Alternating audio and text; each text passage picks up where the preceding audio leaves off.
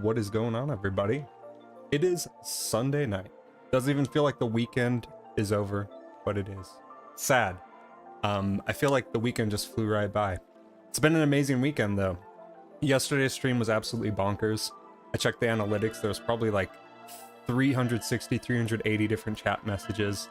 A lot of new faces to the stream. So if any of them show up tonight, or if you're seeing this in a past VOD, or in the future, I should say, thank you so much for the support. Thank you guys for watching. Thank you guys for being here and being a part of the journey. I really appreciate everyone that stopped by, that said positive and amazing things about the stream. I got a lot of positive feedback last night and encouragement, which was really, really awesome. I didn't really feel like I would be finding anyone, or that anyone would really want to watch me. There's always kind of, truthfully, like a little bit of self-doubt when I venture into a project like this, or kind of a new hobby. Streaming's completely brand new for me. But it was really good to see that it was well received, and I hope that it continues to be, and I hope to continue to make really awesome content for you guys, and just make this a really awesome place for you guys to hang out with in your evenings, kind of unwind together, play some games, have some fun, and have some awesome experiences in the games that we love. That's really what it comes down to. So we ended up with 6 shinies last night. I pushed through, streamed way longer than I really should have, and we got a full team of shiny Pokemon. Hayden, what is up, my man? So happy that you're here. Glad that you're enjoying it. Sam, how's it going, dude? We had a crazy stream last night. Towards the end of it, we got raided. Just an overwhelming amount of support. Had people from India watching, people from the UK watching. It's just really awesome to see, and kind of staggering a little bit to me, because I'm like, there's someone on the other side of the world watching me right now, and that just doesn't compute with my big brain noodle. But I'm having fun with it, and I'm going to keep doing it as long as I'm having fun with it, and I hope that you guys are having fun as well. So today is more of the same.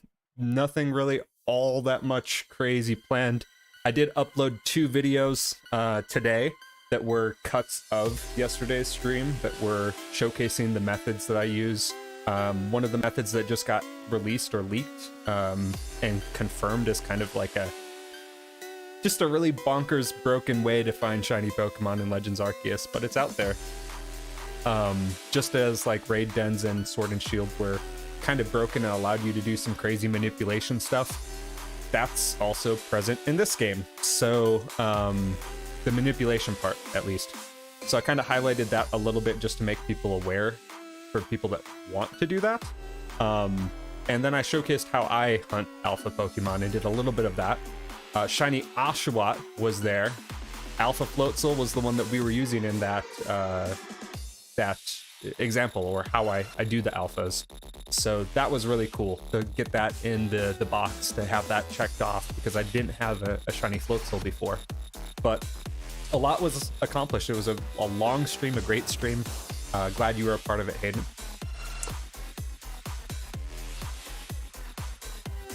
Oh, Sam, you're not seeing video at all? Let me just check it on my side as well.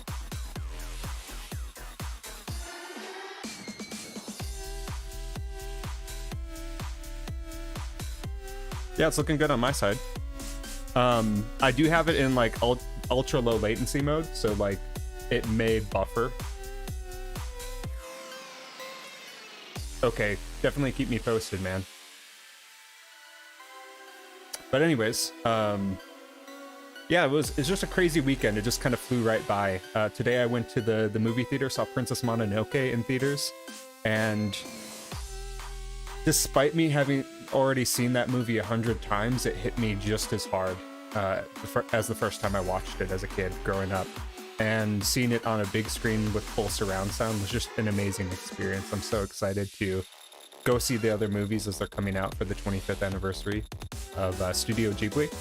And it's kind of a bonding experience for me and my daughter, because she also likes anime. So she's looking forward to that as well. I took her today, and it was a blast. Absolute riot. Then I came home, and here I am. So yeah, just kind of flew right by. As far as what we're looking forward to this week, I don't have streams planned Monday and Tuesday. I may end up streaming. We'll see how I'm feeling. But I do have streams planned Wednesday through Friday, and I'll probably be doing more streams on the weekends as well. Wednesday is going to be the kickoff of Breath of the Wild. I've never beaten that game, never fully played through it, so it's going to be me revisiting the very limited amount that I've played before and kind of approaching it with a fresh perspective. And then on Thursday, Pokemon Coliseum. Let me grab...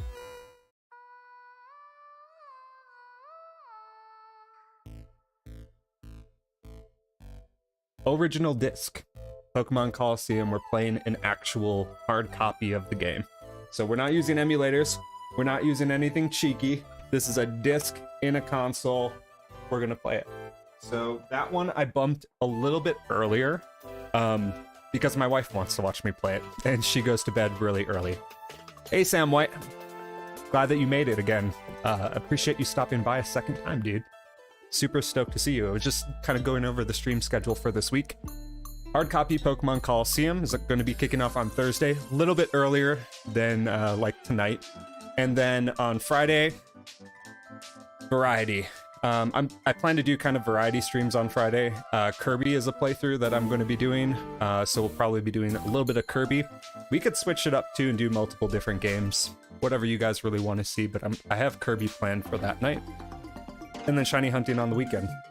And that's kind of going to be the rough schedule, at least for the time being, and we'll see where it takes us. In defense of emulators, as long as you own the hard copy, they're illegal.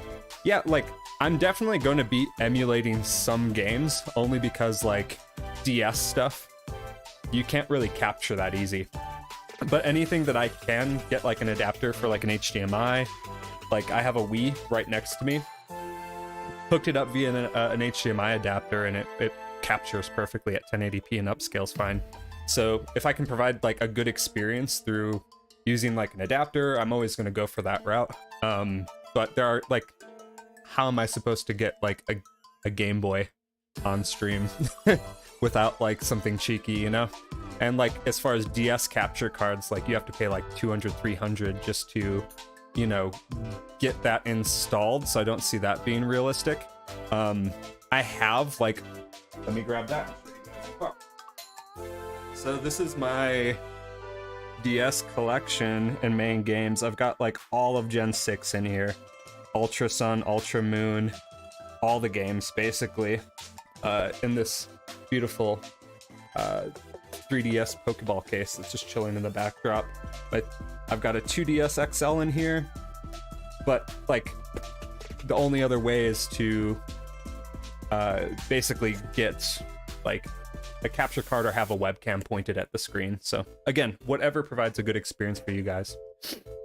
Are you talking about the donation link? Because the button you can't actually do on YouTube until you get to, like, 4,000 watch hours, but there is a tip button or a tip link at the bottom of the description for Stream Elements, Sam. But again, like, do not feel the need to donate or provide any of your hard-earned money. My job here is to just have a great time with you guys, entertain you a bit.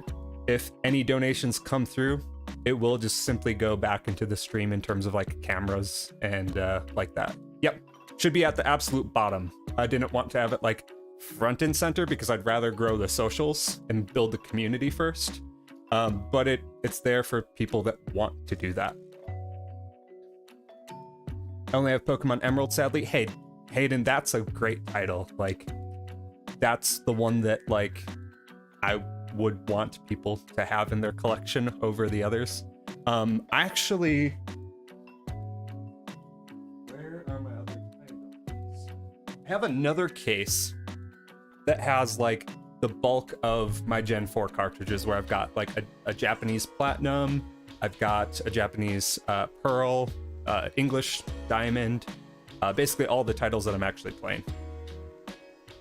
Get out of here. I'm all about supporting great content creators. I appreciate that, dude. I definitely appreciate you being here is support enough. I've confirmed its legitimacy as well, which is nice. Yeah, dude, I showed you on stream, but hey, might as well do show and tell for a minute.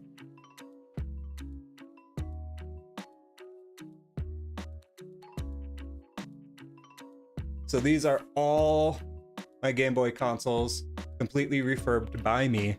All 3 Gen 3 carts, if the camera will focus, that I've refurbed as well, all legit. And then all the Gen 2 carts at the bottom that I refurbed as well. Opens right up too, so you can take them all out.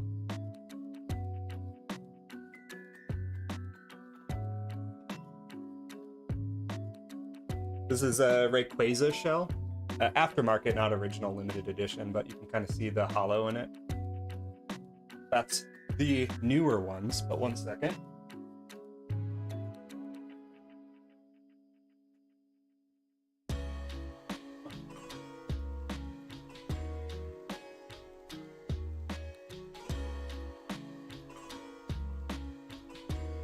Numero dos. It's all Gen 1, as soon as the camera can actually see me and focus in. Come on, you know you want to. Focus. There you go, look at you. So these are all my Game Boy Colors and my Game Boy Pockets. All original carts that I refurbed. Bought them like non-working, used, damaged, water damaged, just non-functioning, and some of them missing labels, replaced the labels, got them all working. They all work 100%. And then Japanese green as well, because they didn't make that. But that's my pride and joy in what I did over lockdowns during quarantine. It was just modding Game Boys, refurbing carts, refurbing Game Boys, and getting them working.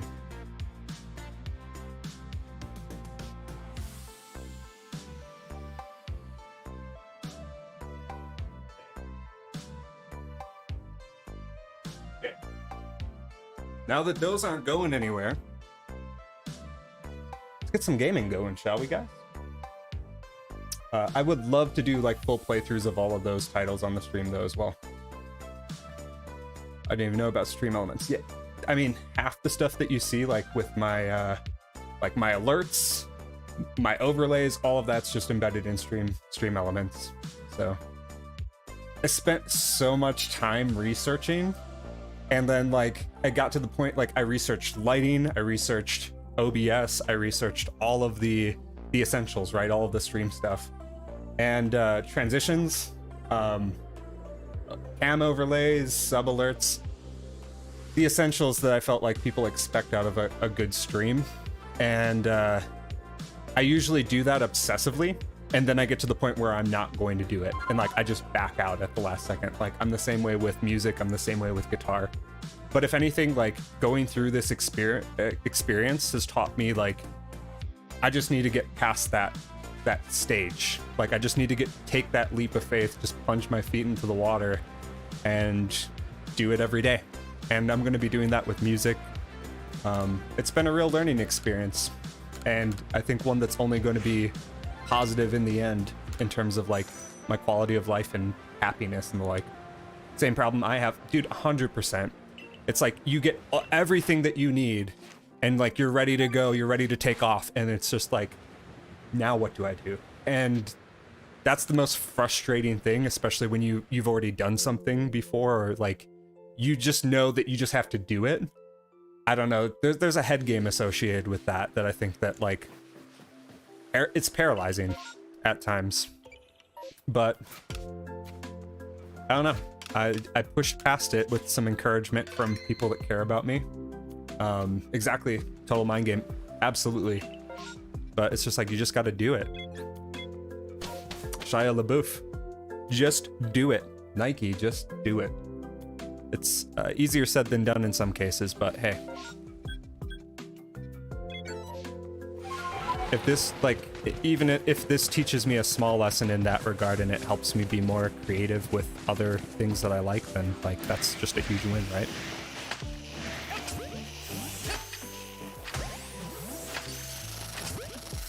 Just what he said, tomorrow, do it! Exactly. Now, I kept telling myself, like, you know, like, I just need to schedule it. And, like, I did those 2 streams, like, last weekend kind of as a test. But I've had nothing but, like, really positive experiences since then, so it's like, yeah, of course. And then, like, today, after yesterday's stream, like, I woke up and I'm like, I'm really looking forward to going live again. Like, I'm just really looking forward to playing games and like hanging out and talking to people online. Like, it was just a huge positive experience. So like, I actually wanted to at that point. And it's the same thing like with the gym too. Like, I went through such a long rut where after, like, not to get into like a pity party, but I did have surgery last year, emergency surgery, and recovering from that was kind of rough for a brief period of time. And like, I lost all ability to do anything really physical to the level that I was used to. And so I had to like come back to it and like remotivate myself to do it and just push myself to get through it. And since going back, then it's like, oh yeah, no, this feels great. Like, I need to do it more. But the same can be said for streaming, the same can be said for playing guitar, the same can be said for all of those outlets that just are a good thing for me, right? I think it would be really cool to do some Pokemon battles with you sometime. I actually suck at battling, but I will give it an honest effort.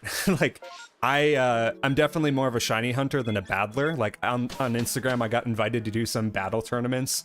The only thing I really have battled in, even somewhat seriously, was Let's Go, actually, because I liked that it was stripped down. They removed, like, I think they removed abilities, and it was a little bit easier for me to comprehend and get into. But I feel, like, really overwhelmed when I dive into battling, just because of, like, all the combinations, EVs, IVs, abilities, held items. Like, it just makes my head spin.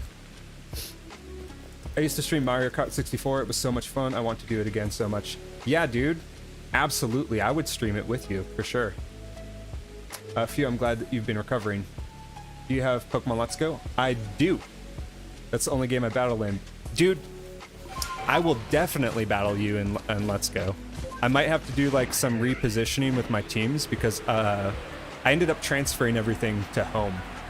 But I had like a full shiny dex other than like 3 Pokemon and like the fossils in there. I may end up going back for those hunts. I may not.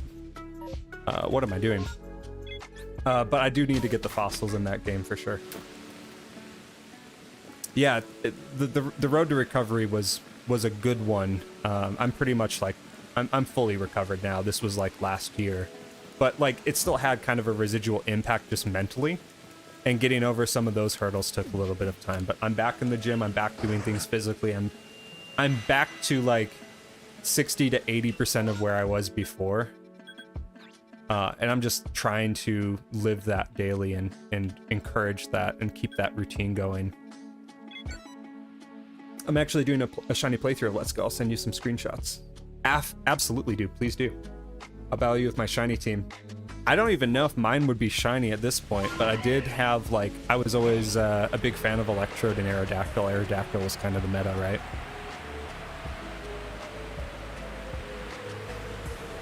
The cool thing, testing out the Wii, I actually had, like, a bunch of N64 games on the Wii.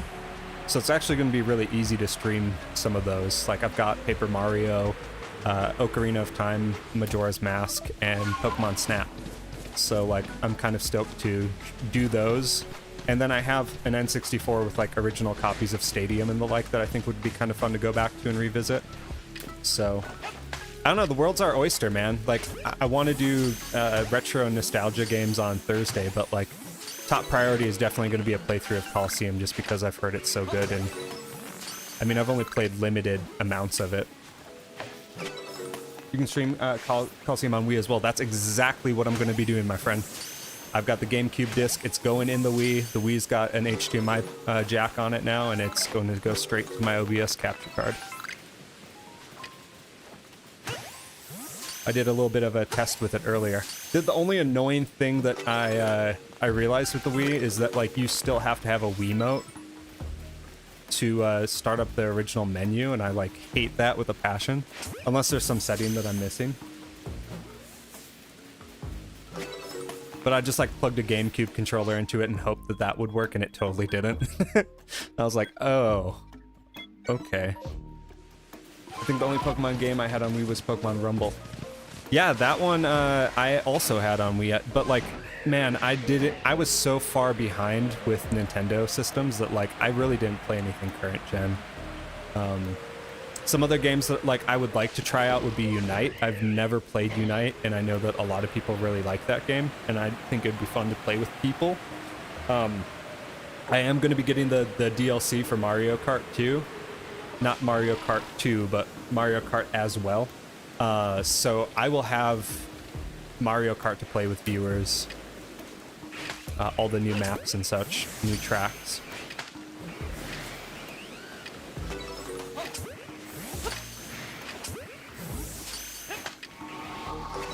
There's no shortage of games, though. I've got a backlog. Garbage at night, so we can run it sometime. Dude, we don't have to be good. We just have to be having a fun time, right? Like, it's not like I'm going to be good. Like, I've never played the game. I'm willing to learn, though. I wouldn't put my money on either of us. It's, as far as I'm concerned, it's an even match. Terrible at 8, but you know, I roll with the N64 version.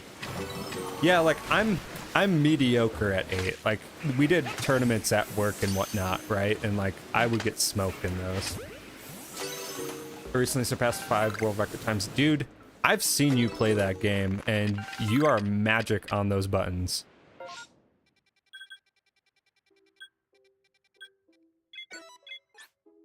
No shortage of magic happening on those N64 controllers, my friend. You're a wizard. I am definitely, like, I started training up when Ye Old Work was having those N64 tourneys. I was like, okay, I can do this. And, like, I didn't know how to drift or anything. I felt like I had a stab at it, but dude, you rolled in and just wiped. I guess I'm actually doing a shiny badge quest in Pokemon Let's Go. That's a fun one to do. Forgot that was the official term. Yeah. That's what I'm still working on in Shining Pearl, but like I have 2 badges left to go in that before I can get to the end game and get Darkrai going. So that's going to be happening at some point. There's one dude who officially has all records. I plan on taking them. Dude, sweep them. Can't allow that.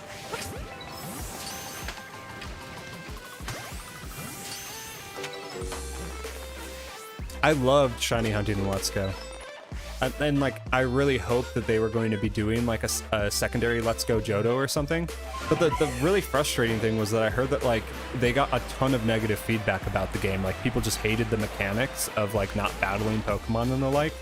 But man, like I just really enjoyed the overworld encounters, and seeing the shinies pop up was super exciting. I thought it was an amazing game to watch on stream.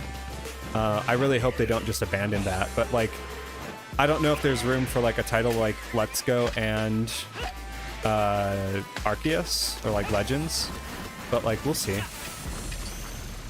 I just feel like more options of Pokemon are better, and hopefully like they're learning things like with each gen, like, oh, overworld shinies are freaking dope and exciting.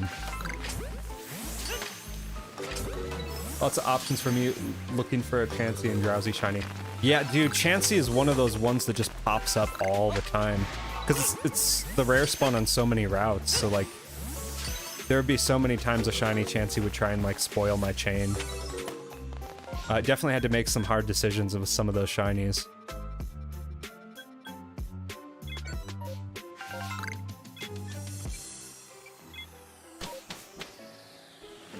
Right before Lieutenant Surge right now. Okay, so you're like halfway through.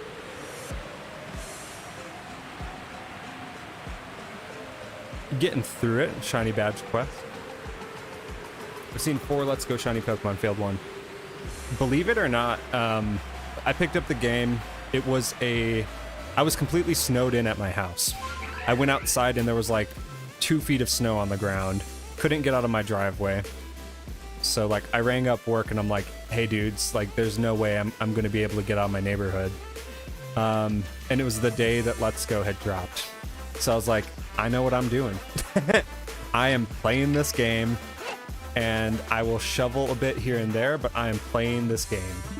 And I loaded it up, and like I was just probably like 30 minutes into the game, and I saw shiny Sparkles. And there was a shiny Bellsprout just like chilling up on the top of the route. And like I had a panic attack because I had to go like all around and up to try and get up to him. I'm like, he's gonna despawn, he's gonna despawn, he's gonna despawn. But I did finally get him. And like, just like Arceus, like I spent so much time shiny hunting in the game that I'm like, I should probably play this story and actually get the shiny charm. Like I was wasting like nights of my life with lowered odds just trying to get a shiny Ponyta. But it was a great time. Like I don't regret any of it. Sad thing, it was on my birthday. Oh no. So I knew I was getting a birthday shiny and that's when you failed it? Dude, and why I was on a long stretch of trying to get a shiny Scyther. I think I had gone through 700 something eggs before I got one and never realized it because it's so similar to normal. When you get the shiny, you don't even realize it, dude. Fell asleep playing it on my birthday and ended up waking up at 4 a.m. and failed the shiny. Oh no. I actually had a gnarly fail of Goldeen. Dude, Goldeen and Let's Go is brutal because they only spawn in like one little like 4x4 rectangle of water. And like it's so hard to chain them because they're just in such a confined area. And I was like going all night because I'm like, I just want to get the Goldeen. I want it in my decks. I just want it to be over with so that I can go on and do something cool. I fell asleep and I woke up. My eyes lifted, the shiny was there, and it despawned just like that. Like as soon as I opened my eyes and saw it, it was gone. And then it took me like another like 3 to 4 days of hunting in that pool to get it. I was so angry, so angry. I feel mixed about Goldeen, only because like, I got so many of them chain fishing, and they would when I was hunting for other things. Like I think I had like 16 to 18 shiny Goldeen just chilling in a box because they would pop up when I was trying to chain fish for like Staryu or something. So like I have kind of a disdain, I guess you would say. Hatred is too strong of a word because I don't hate Goldeen. I just like strongly dislike Goldeen. I was wondering if the static legendary are affected by shiny charm and Let's Go. Are you talking like Zapdos in them? Because like they definitely are. No, actually, what I did for the legendaries, I transferred in legendaries from Let's Go, or from yeah, Let's Go. No, not Let's Go. Pokemon Go. All the names are similar. But no, I transferred in the Mewtwo, Zapdos, Moltres, Articuno from Pokemon Go so that they would be in the decks so that I could get the shiny charm before encountering the legendaries, and then I soft reset for the legendaries and got them like super quick. So yeah, they are affected by the charm. You just got to transfer them in from Pokemon Go.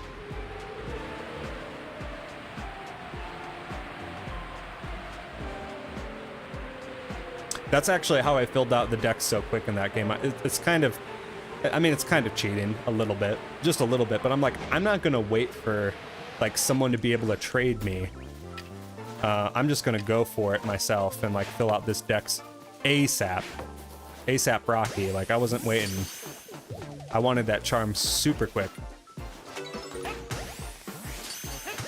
Like I've already caught these Pokemon like 8 times across the gens. Like I don't need to wait for a shiny charm. Just give me the razzle dazzle. Give it to me. Lend me some sugar. I am your neighbor. You should hook me up with deck entries whenever you have the time. Dude, I got your back, man. I've got like so much in Pokemon Go that I can hook it up for sure. If you want, pop into the Discord, and like there's a trade request section in my Discord, and you can just post up in there, and I can get back to you when I'm playing, and we can coordinate something. Or you can just message me on IG. You got my IG, dude. Whatever's clever.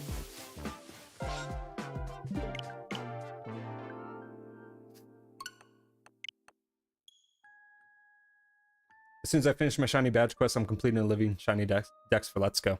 It is feasible. I have like, the problem is that I ran into was the exclusives. Like I had a buddy that he picked up Pikachu and I picked up Eevee.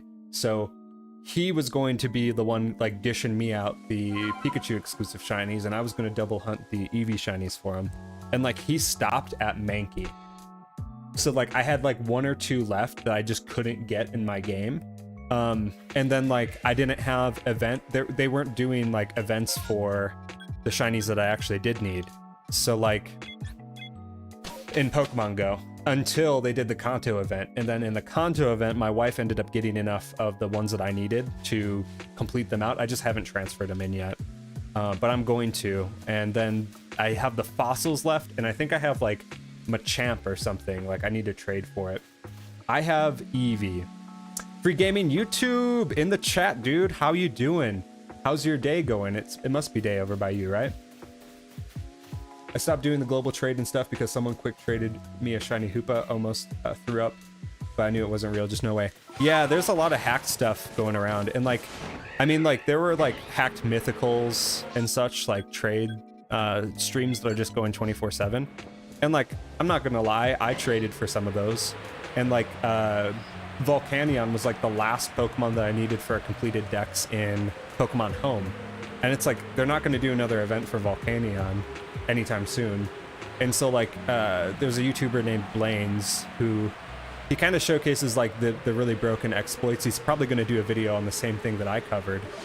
And maybe set up like bots and set up his own stuff in the Discord, or his Discord. But I was using like his Discord for a while. People were doing like shiny Sword and Shield raids where they would just invite you and it'd be guaranteed to be shiny.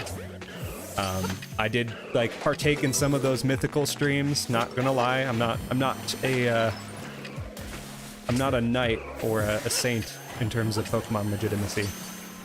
It's all about like, if it matters to you, if it's fun for you to have it, like have it. But I definitely prefer like hunting stuff myself. I could actually give you shiny Ammonite. I might take you up on that, man. Only because, like, there's so much stuff that I have to hunt. We'll see. What is your real name? I will not give you my full name, but my name is Luke. Hence Lucaria. It's a pun based off of my actual name. Otherwise, like, my name would be something Abra-based if it was just off my favorite Pokemon.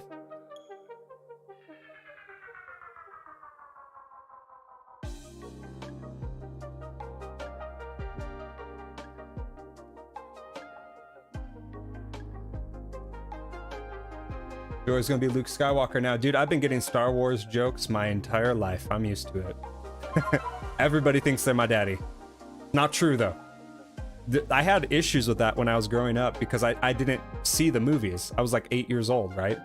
And like people were constantly telling me like, Luke, I am your father. I'm like, dude, that's not my dad. You're not my dad. My dad has a beard. He has glasses. You're not him. And like, it just went over my head. But then, I was like really, really young. My sister ended up letting me stay up late and watching it. I had a big bowl of popcorn and it like blew my mind. I'm not like the biggest Star Wars fan, but there's definitely an appreciation for it despite all the Star Wars jokes. Yeah, I know, he never said it. It's just like how people misremember the quote, but...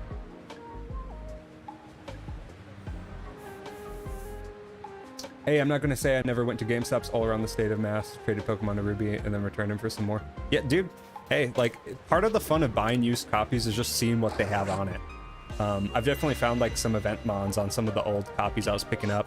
And there was a period of time pre-COVID where, like, you know, people weren't really guarded about Pokemon value. Like, you could pick up, like, any game that you wanted DS-wise for, like, 20 bucks. Those were the golden days, my man. Now they're like 60, 80, like 100 for some of like the DS titles. And I'm like, that's nutty. It's just stupid nutty.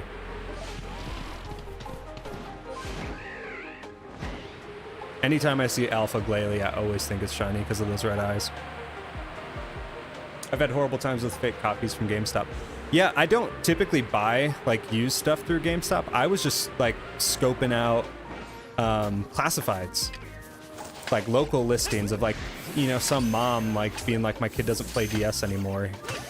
Maybe I can get 20 bucks for this. And so like, that's what I was doing. I found like, I was trying to get like a copy of every gen, a game from every gen or like the entirety of them. And I ended up getting like a bunch of copies for like 20 bucks, like a copy of Black, authentic, 20 bucks. Some Gen 4 stuff. What do we got? Just duots. Shiny Glalie exists? They sure do, my friend.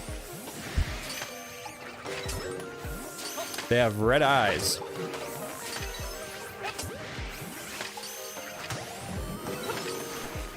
Kind of hard to tell, but in this game I think they actually make it look pretty distinct.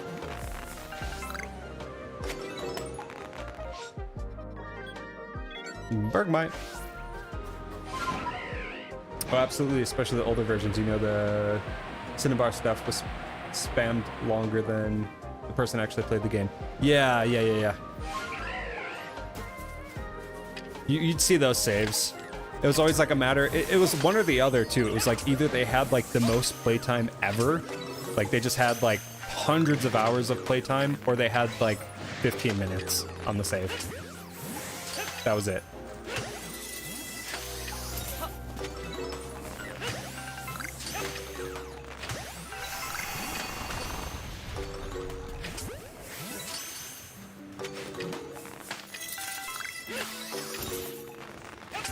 Yeah, one or the other.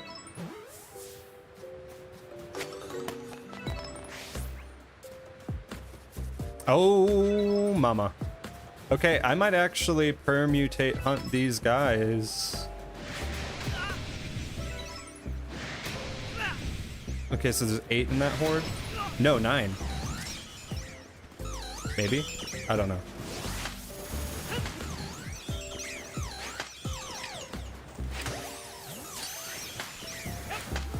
Currently paying $150 to anyone with a legitimate copy of Pokemon Ruby. Dude, I got 3 of them. One of them's a German version though. And it's I'm like 90% sure it's hacked because it has like a full dex of shiny Pokemon, like a full living dex. All level 100. So that's how it got to me. So I've kept it.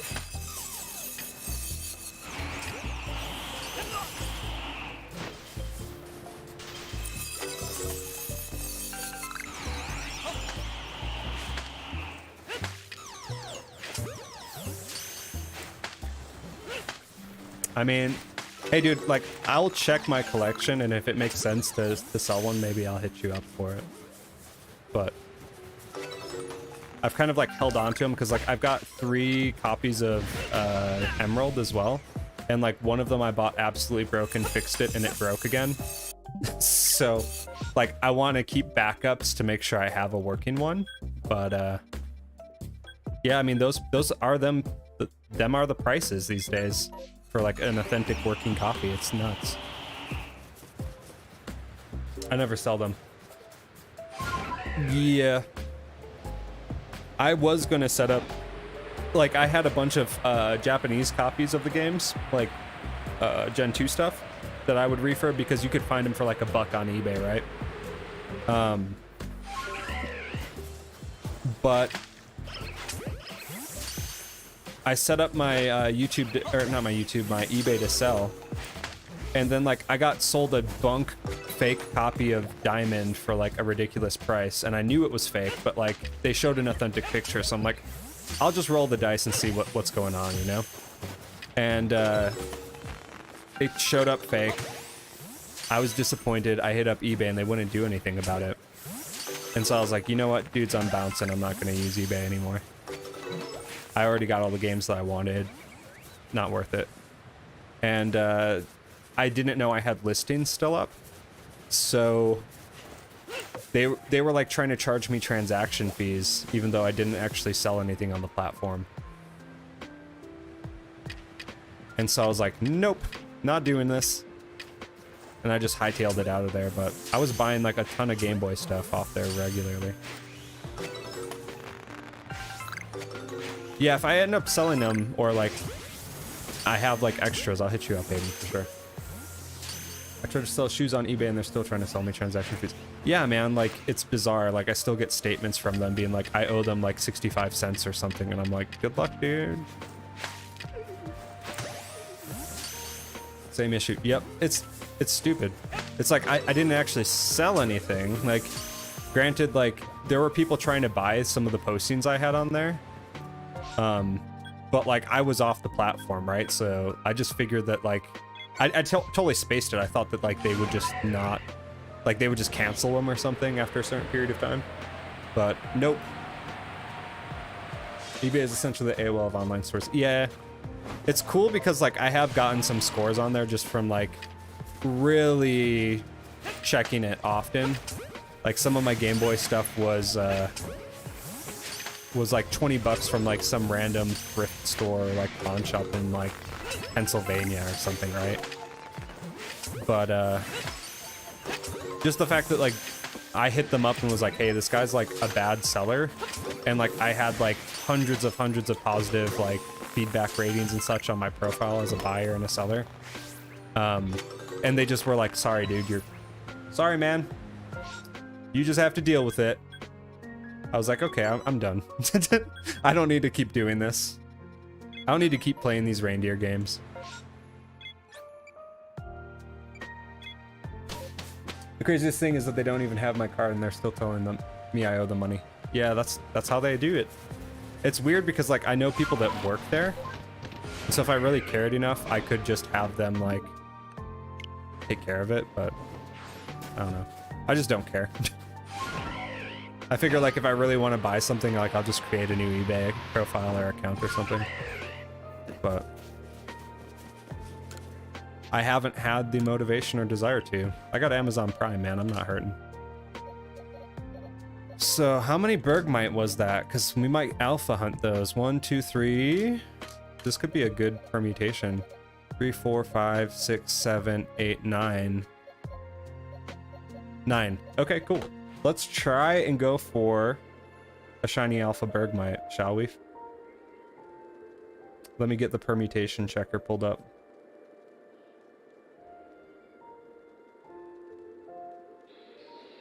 So we got 9 in the first spawn. I'm gonna reset my tracker. Cool.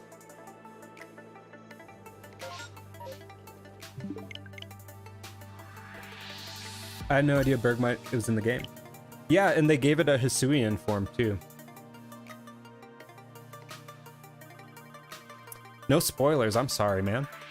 But you have something to look forward to now. Never actually caught a Bergmite before. He's one of those ones that I've really enjoyed across the gens. Like, I shiny hunted it in 6 through Friend Safaris, and I don't know, man. There's something about its shiny that I really, really enjoy. It's kind of subtle, but I haven't found one yet. Like, I've tried very hard because I know it's one of those ones where it's like, it's just there, right? It's like on my list of shinies to check off. I've gotten the Avalugg, but not the Bergmite. So we're gonna save right in front, and this is the exact method that I just uploaded a video on. I had X, but I traded it. Yeah, I put most of my time into X, though I do have Y, and I tried setting up like a Wonder Lock on it, but I haven't gotten very far. I lost motivation after putting like 300, 400 plus hours into X, you know? I was like, what am I? Oop, don't want to get too close. Okay. So I'm gonna reset just because I think I'm right on the edge of it out. I don't know if I want to be this close. Okay. Yeah, I'm gonna reset. Our exams are started. Oh no. Exams pretty brutal out there for you. Over 1K hours in Y. Yeah, could you imagine, dude, after putting 1,000 hours into Y and then restarting X completely over? Sorry I'm late, dude. You are not late, man. You are right on time. Glad you're here, Side-Up. Great to see you again, my friend.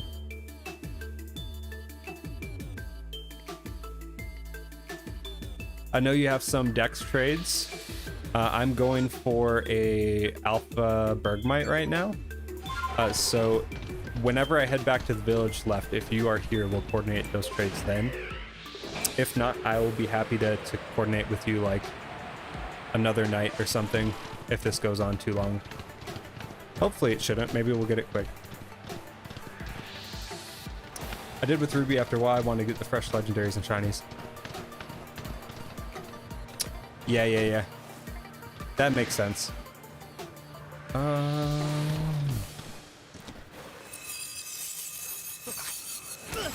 Get out of here. Laylee, get out of here. Yeah, I don't think I'd be able to play it like 2 gens back to back, or like 1 gen back to back across both titles if I spent that much time with it. I'd have to play something else and like come back to it. Okay. Save here. KO2. But I definitely did not spend nearly the amount of time on it, just like 300 hours. Yeah. What starter did you choose in Sinnoh and Hisui? So in Sinnoh, I always go Turtwig. And it doesn't really make all that much sense because like what I should be doing is getting Chimchar just because there's such like a severe lack of fire types in the game, and like fighting types are pretty useful as well. But I never do. I always go Turtwig because I'm just loyal to grass types for the most part. There's only like 1 or 2 gens where I don't choose grass, and that's Gen 2 and Gen 5, whatever Gen Snivy's in. But for Hisui, I went with Typhlosion. Turtwig is massive W. The biggest W you could possibly have.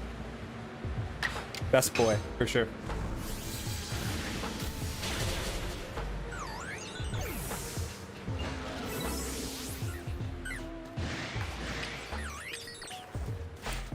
I also choose Turtwig. You are a man of taste and culture, Saida. Bro, we got the same starter buddies.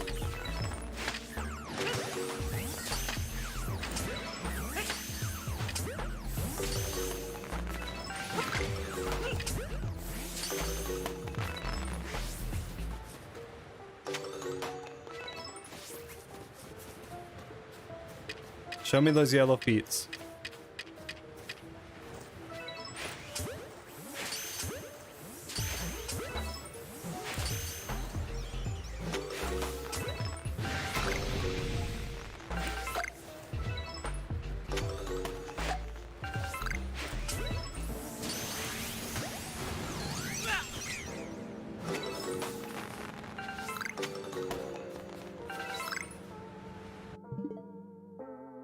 Damn, I'm gonna get in this. I always pick Piplup, but Shiny Turt was my first shiny starter, so I qualify. You are in the Turtwig crew, my friend.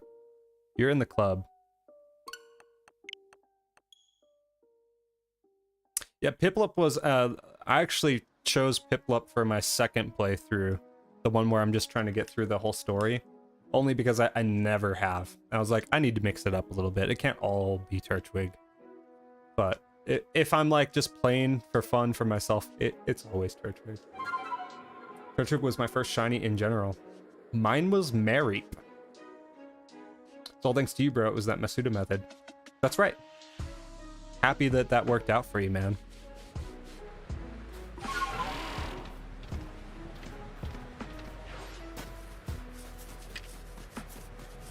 I did the same with Rowlett in Gen 7. Like the first thing I did, usually the first thing I do when I'm playing a game fresh is I get the starter shiny. Like that's the first hunts that I did in Sword and Shield.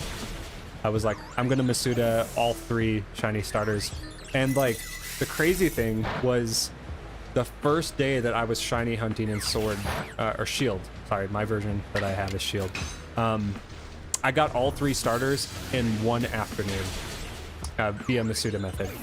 I did not think it would be that quick, but like they all ended up shining in under like 30, 50 to 50 eggs a piece.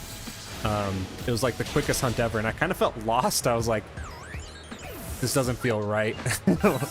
Like, I need to do it again. It was too easy.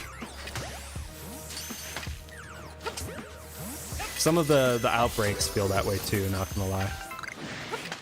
Where it's like you just roll up to the outbreak and you're like, shiny, and then you like go into another outbreak and you're like, shiny again. It's like, I didn't work for that at all.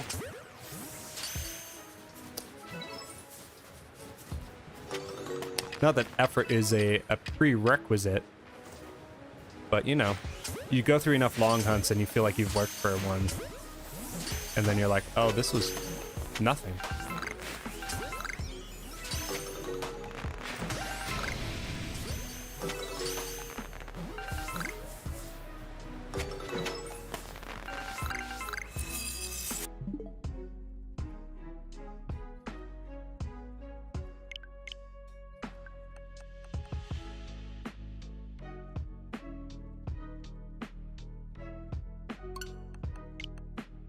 Work for some and then not for others. Story of Pokemon. Dude, it's feast or famine, I tell you. Like, yesterday was our feast stream, so I don't know, we'll see what this one holds. Hopefully we've got some good luck rolling in.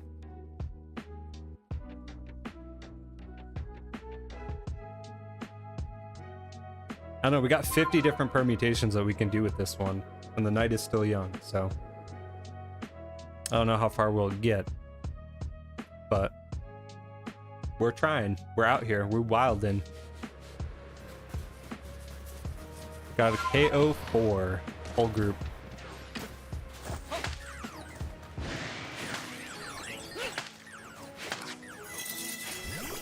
That should be it. And it is.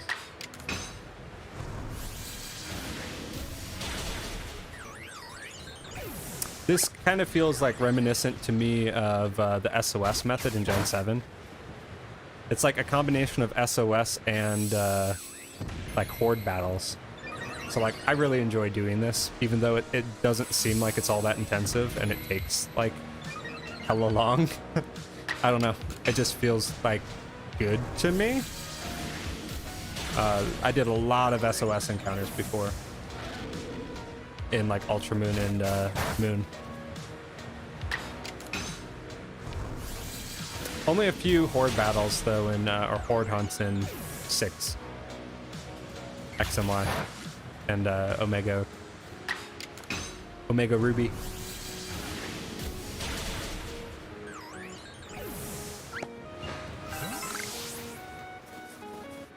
Hey, fire emoji dropping them. On fire, dude. What's your least favorite shiny and normal? My least favorite shiny is Elekid. I think it's worse because like I encounter so much in this game, but like Elekid isn't a shiny. My least favorite Pokemon is Pidove. I just think it's useless. Like they say, like there's that whole conversation that people were having where they're like, every Pokemon is someone's favorite Pokemon back when Sword and Shield were coming out because of Dexit and like the Dex being cut. And I'm like, do we really need a game with Pidove in it again? Like, do we really need that going on? I'm like, every Pokemon is someone's favorite Pokemon except Pidove. No one likes Pidove or Unpheasant.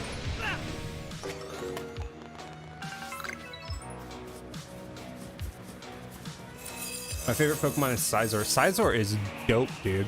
The thing that actually is kind of cool or interesting about that Pokemon is that, I remember this fact being true, but I don't believe its stats change from it going from Scyther to Scizor.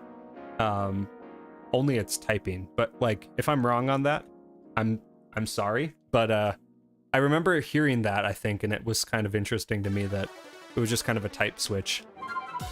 But it's a cool Pokemon. Dope shiny. Absolutely one of the best. Sorry, bro, but I'm being personally targeted for liking Pidove. I just, like, I have a pretty unpopular stance with Gen 5. I am not a fan of it. Only because when I played it, I was just trying to get through it so that I could transfer stuff from Gen 4 up through Pokebank, and it felt like a chore. I haven't played Black and White 2.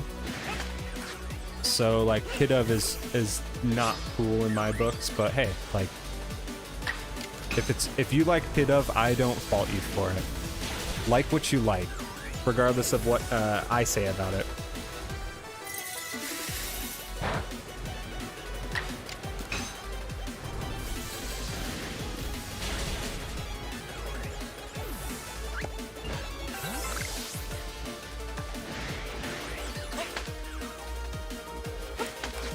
I'm just like spoiled that my favorite Pokemon is Abra, and it's like in pretty much every game ever. Unlike Pidove because it's a bird. Birds are epic. I can respect. Flying type trainer, nothing wrong with that. Drapion is also cool. Drapion is pretty cool. He kind of like reminds me a little bit of like, not like in necessarily a bad way, but like a Sesame Street monster. Just, I think it's just his face. Kind of looks like a Muppet, but he's a cool Pokemon as a whole. I'm actually a ghost type trainer, surprisingly. I would be a psychic trainer or dark type or steel type. Like those are my 3 that I usually have on my team.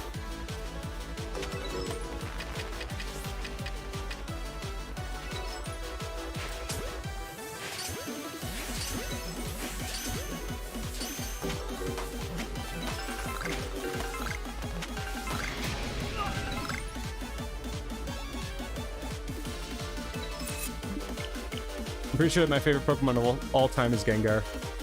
I just always thought he was so OP and the movesets are epic. He is a dope Pokemon, man. I really do enjoy Gengar as well. And I do think it's interesting, like the whole Clefable / Gengar thing. Like Gengar's the spirit of like a dead Clefable or something. But also Ninetales because for whatever reason I think it's one of the coolest looking Pokemon. Agreed. Ninetales is pretty epic. And it like movesets on Ninetales are pretty tight as well. It's just got that like uber like anime appeal to it, you know, the Kitsune type thing going on. And I actually really like the as much as it's like the typing kind of is like, I mean fairy typing is kind of weird, you know, but like I love Alolan Ninetales. I just like anytime that I get like a high amount of utility out of a Pokemon through a playthrough, I just like as like a trainer would in the Pokemon universe, you bond with it, right? Like you rely on it, it gets you out of tight situations, it helps you achieve challenges and take on like different types of goals that you might have in the game. I found like an appreciation for a lot of Pokemon that I'd never looked at before. Like we were talking about Let's Go before. Dude, I always thought Electrode was a joke until I started using it on my team to fight Aerodactyls in competitive battles in Let's Go. Whoa, stop, dudes. Dudes. And like after using it so much in those games, I was like, oh dude, like Electrode is freaking tight. Like that speed stat is not to be trifled with.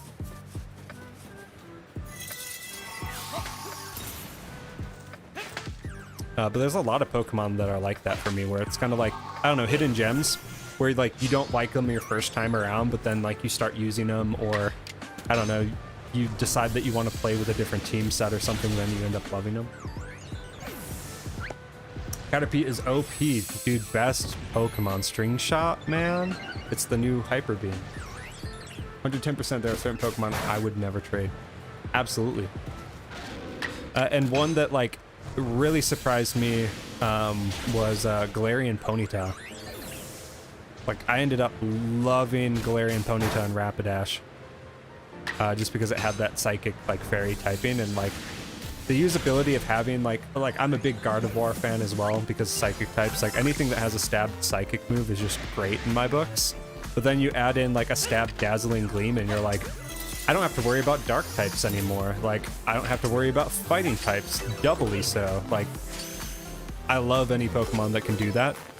And it's not so much like the aesthetics as much as it is the utility of that Pokemon. Like, I'm not big into like unicorns and such, but like, I just love the moveset and like how many times I would just throw that out and just wipe the floor with someone's team.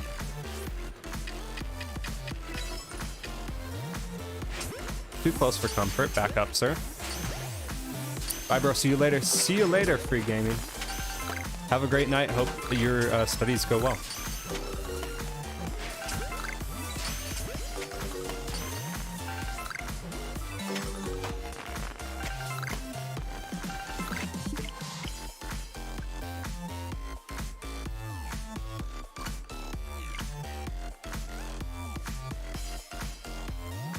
I'm really interested to see what the new games bring to the table as far as like types go and regional forms.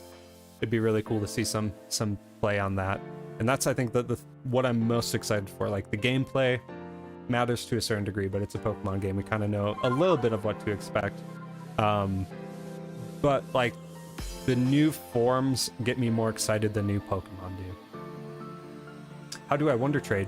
In Arceus or in BDSP? Because I don't believe there is a Wonder Trade in Arceus.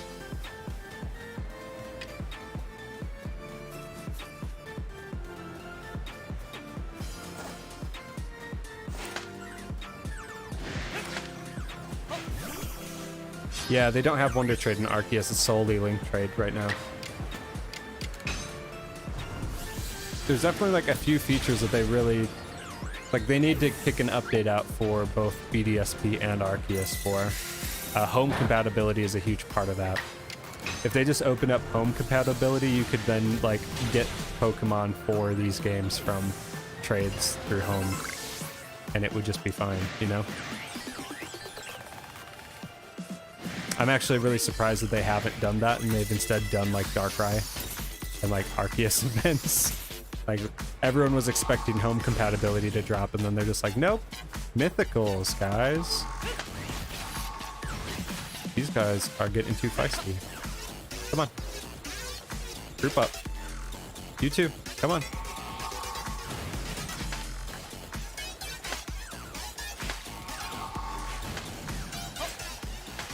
Dude, don't run away.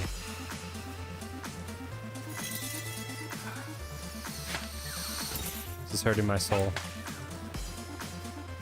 Is he... He's over there.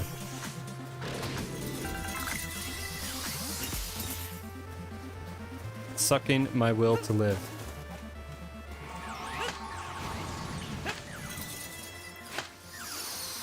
I think I can get him. If I just do it like there. I'm gonna head out as well. Gotta get ready for my weekly case of the Mondays.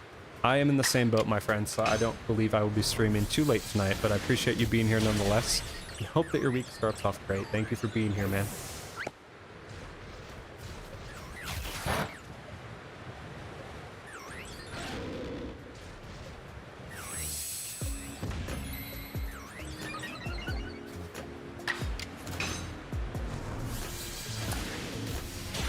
Cheers, Sam. Take care.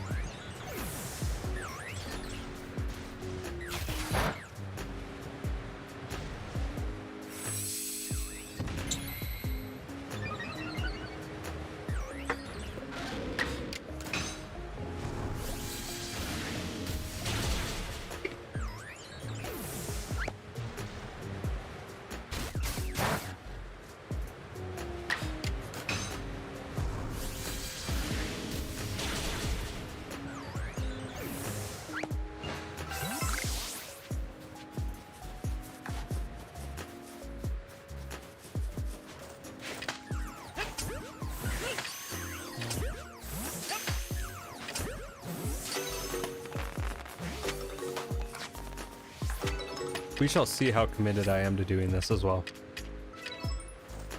Because, like, I'm not opposed to hunting via this method, but I kind of want to get, like, Rowlett or a Dartrix spawn that has an alpha associated with it. Do a few more of these, though.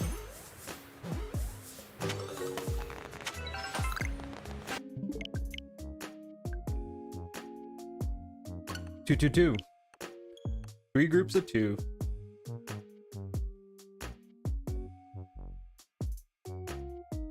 Luxray outbreak started for me. Good luck, my friend. Yeah, I'd definitely go for it if you don't have one. Anytime like a Luxray pops up, I usually just check it because it's cool. And for a while there, I was only getting female shiny Luxray, and I wanted to get a male as well. I still would like an alpha of that. I always check the one in the Highlands, but so far no dice.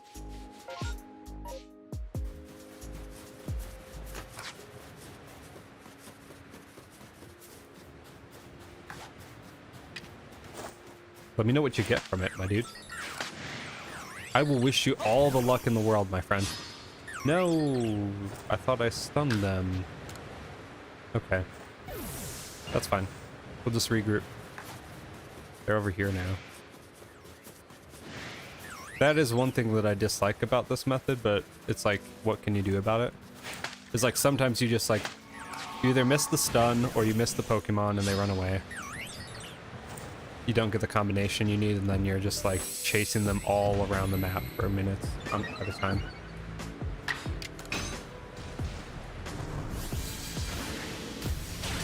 But again, worth the payout? I think so.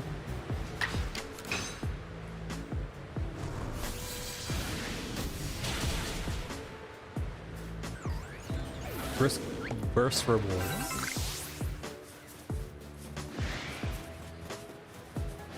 I don't know where the other ones went though. Oh, there's one. Okay. Oh, he's way over here. Come on. Group up, everybody.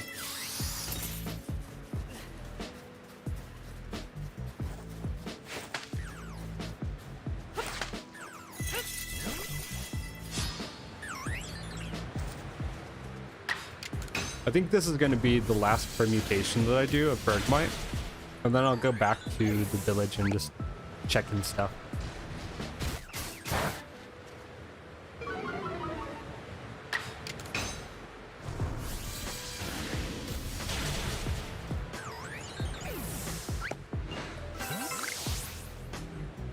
Second group of 2 down. We have one more group of 2 we gotta do. Didn't get it right here.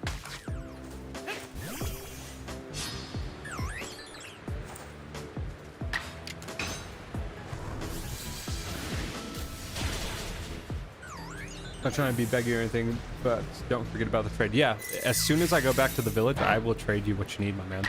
You had 3 of them, right? You got a surprise for me. Color me interested.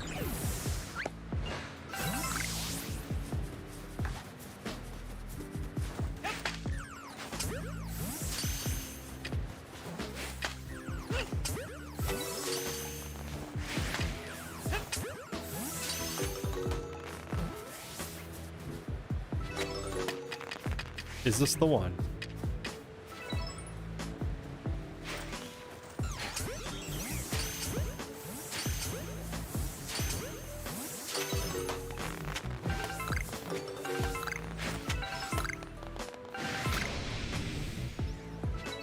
Nope.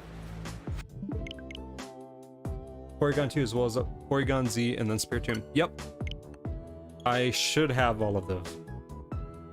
I definitely spent like time on the entire Porygon line to get them fully perfected so that I could space time distort hunt them, but I have not done that yet. I got the decks like finished and I'm like, okay, now I'm done. And like just haven't done the hunts. And I need to do the same for Magnemite as well. Though part of me just wants to go for Magnezone.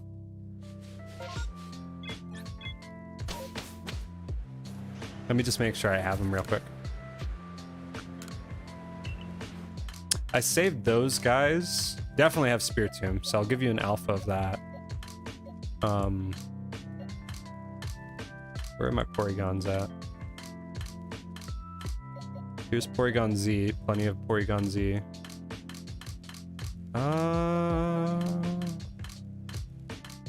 It looks like I only have Porygon Z, but let me just make sure.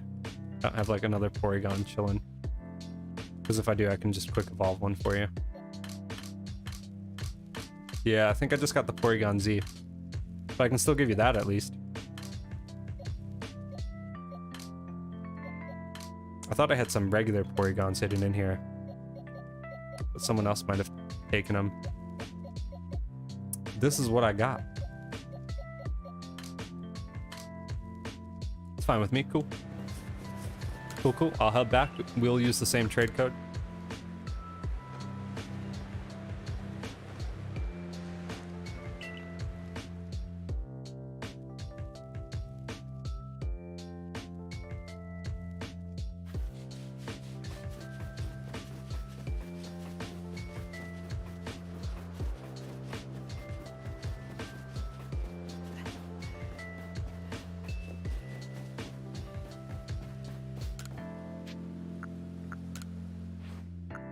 kind of weird that you have to go to this person to trade. You think it'd be like just in the menu. But I guess like making it minimalistic on the menu isn't a bad thing either.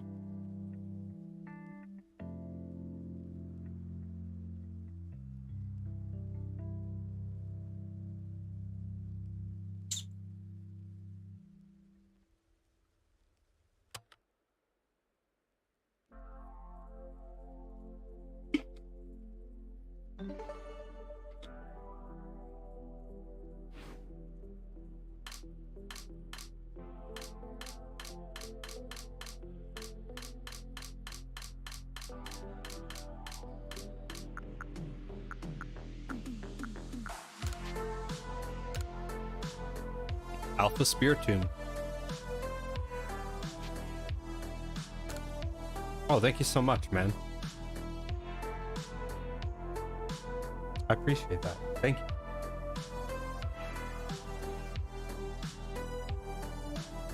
you. Trade screen, go in hype mode.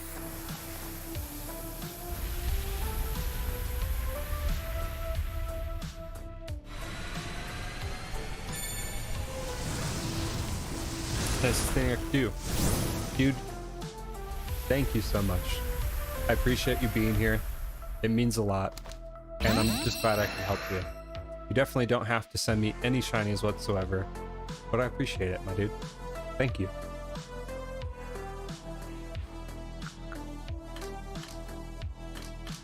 Let me get him in. Oop. Sorry, for a second thought I could move him, but I guess not. Let's get that Porygon Z. This is the one that I was using too. Ooh, Apache. Thank you so much, dude.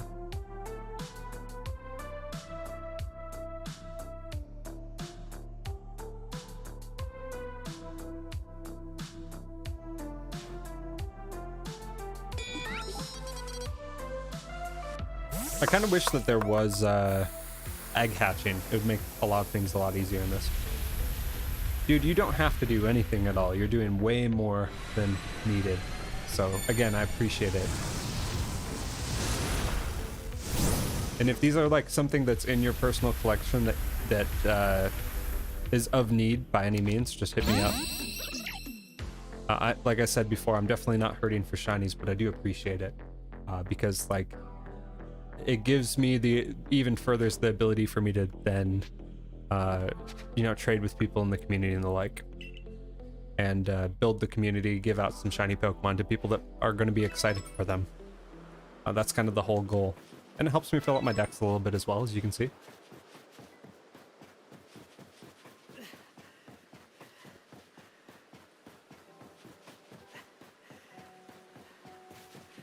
Like giving you that Duat yesterday, it meant more for me to give you the shiny than it did for me to catch it initially. We'll get these over into the shiny boxes.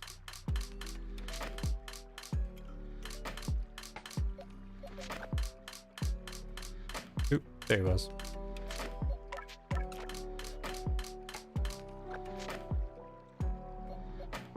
Thank you so much.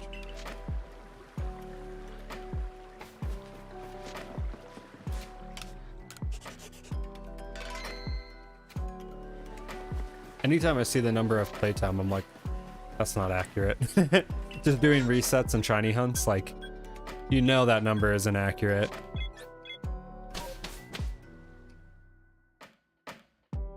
Hey, Neptune, welcome to the stream. Happy to have you here. How's your night going tonight? Are you also playing Arceus?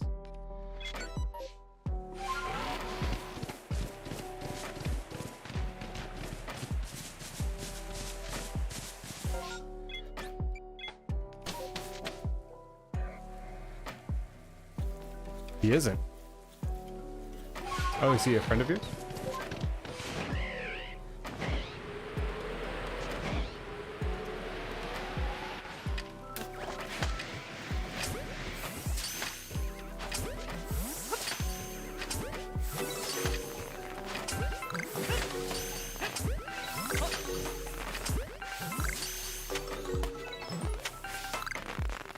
It's like sometimes I get going catching and like the game needs to take a minute to catch up. Whoa! First shiny of the stream! Neptune just comes in and brings the luck. Me and Neptune are on a Discord call together. Ah! Well, I'm happy you're both here nonetheless. Thank you guys for popping in. And bringing the shiny luck. Look at that. I just had a feeling. I was like, this Stunky looks like it's going to end up shining for me, and it totally did.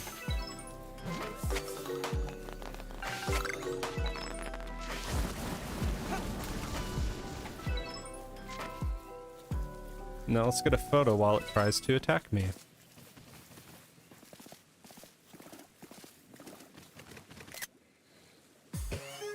That's a good picture.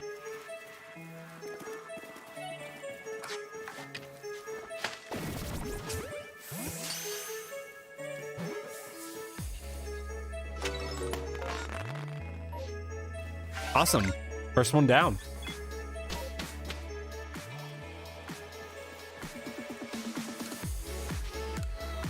I don't want to sleep. I want shiny Pokemon.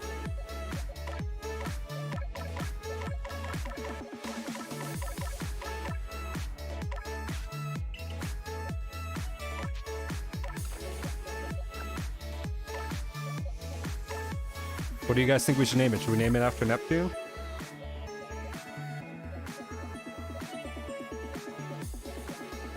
There's also... You missed this, but we got Apom at the end of the stream, I think. Or were you here, Psyduck? I don't remember. Neptune? I like it. This one's for you, Neptune. You pop in, say hi, and a shiny pops up. Your name goes on it. Yeah, you named the Gumi, that's right. I didn't know if you were still around for the Apom as well. I think you were. It was all a blur, man. I honestly had no intent of streaming that late last night, but, you know, people just kept popping in. Like, you had popped in, and, like, just a bunch of people just kept popping in, and I was having fun. Didn't have anywhere to be the following morning, so why not? Tomorrow morning, though, is a work day, so definitely not the same, but I'm definitely going to be here as long as I can be, until I'm tired. I'm usually just up this time anyways, so that's kind of the point of me doing this stream is like, again, I might as well be doing something productive with the time instead of just, you know, hanging out in my room watching Netflix. Ooh. Either one of these would be really cool.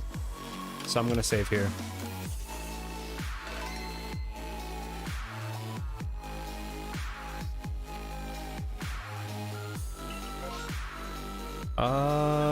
Toxicroak first, eh? Mirelens shined once already. Maybe we'll go back to back. Neptune, thank you for subscribing as well. I know you subbed a while back, but I appreciate you subbing. Oh wait, that's a different Neptune, never mind. If you do choose to sub, I'll thank you in advance. What is your question, Hayden? What you got?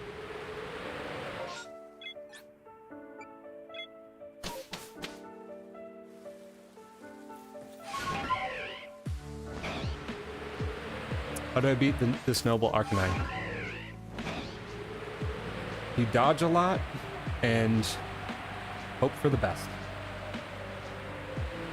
But yeah, that fight is pretty rough only because you're like stuck on a plane and you don't have a whole lot of room to dodge with. He literally keeps throwing fireballs at me. Yes. And like you're stuck in like the cross of the not the map, but yeah, like the arena. It's just like that cross section. So I was getting hung up on the corners a lot. These guys are annoying only because they don't sit still at all. But I mean, it feels like it's pretty accurate to what the Pokemon would do in real life. Quick question, where is Porygon? He is in the Mirrorlands, actually, in Space-Time Distortions.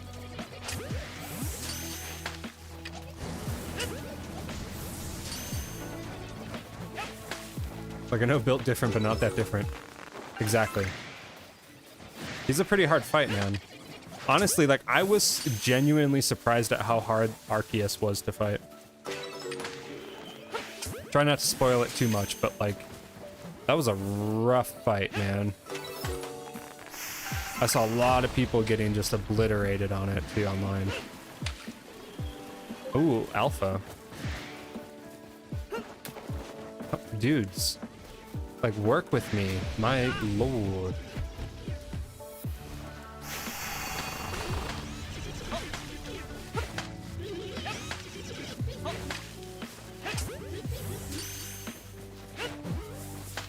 Like, they just run away.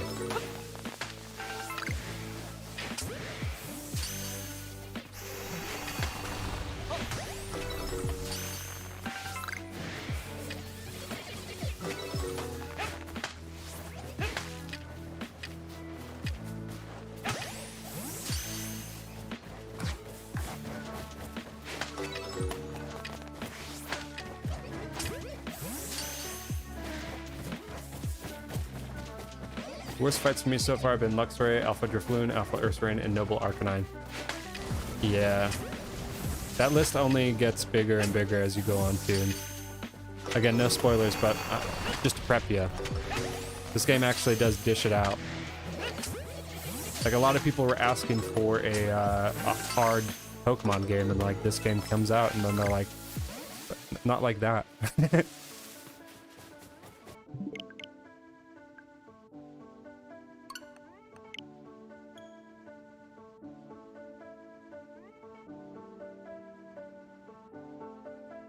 They're definitely not afraid to dish it out to you, though, which is kind of cool to see.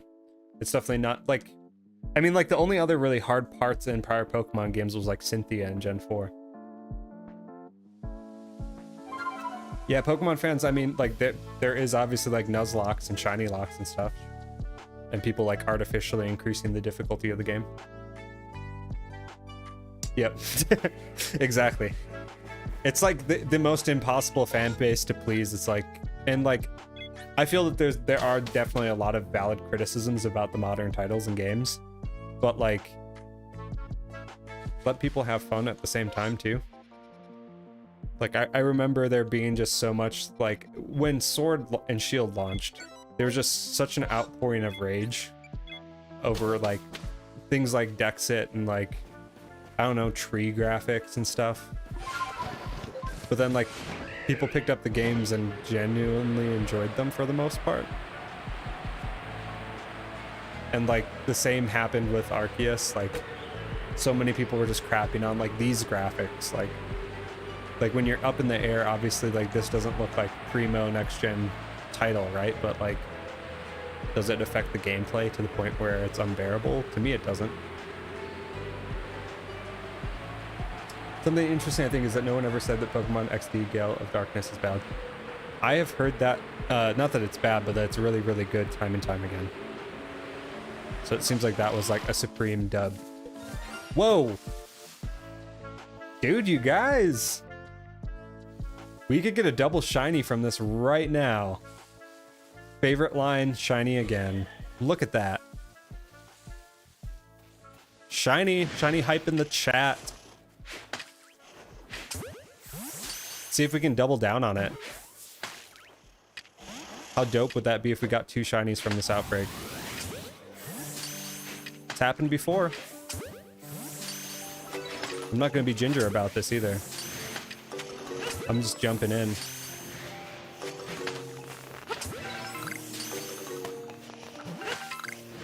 Built different. These odds are built different. Undeniable.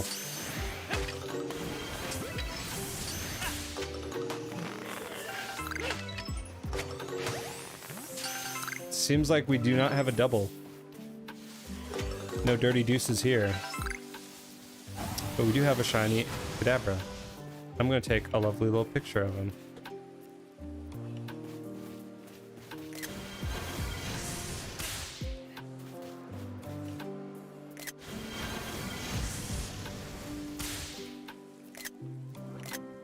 Perfect. Gotta get content for the Instagram. I need some reduced odds in my life. I'm a little sick of Darkrai. Name Kadabra Big Brain. That's the perfect name, man. I love it. Let's do it. Need some reduced odds in my life. A little sick of Darkrai. Are you talking about... Explain that to me. I name it Megamind. Megamind, big brain.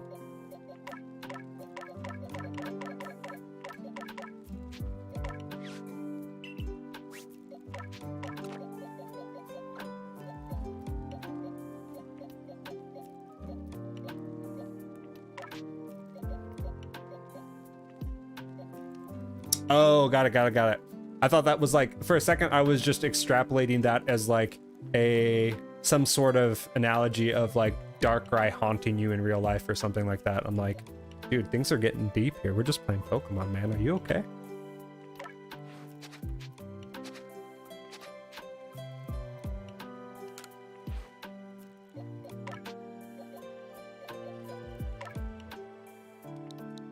Gotta get those endorphins flowing somehow. Darkrai's a hunt though, dude. I will go with Hayden's suggestion. We'll do Megamind for this one. That way everybody's named a shiny tonight. Except for Neptune, but Neptune wants to chime in on the next one. Hey, the next one could be right here. We did name the shiny after Neptune, so I think that's fair. 2 shinies.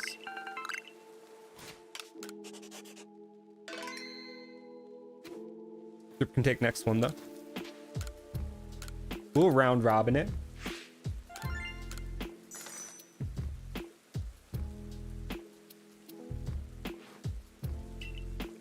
They're popping.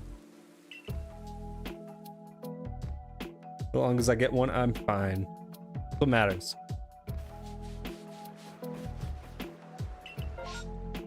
Dude, Abra right after? Let's get the whole family in on this.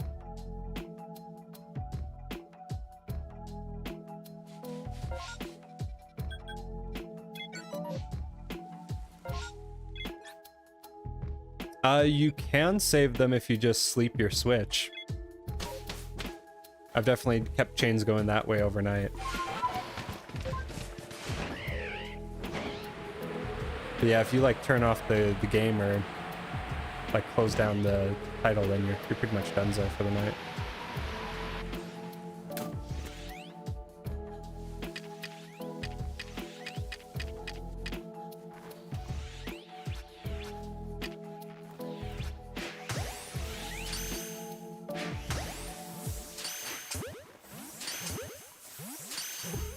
Oh yeah. If you haven't played in a month, then it would have been gone. Makes sense.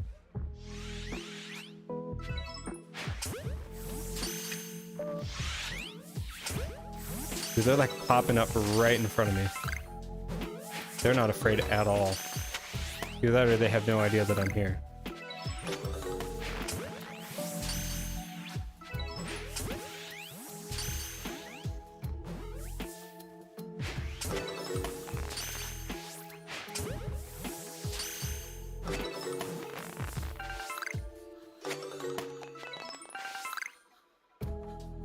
I'm not a bit stuck right now.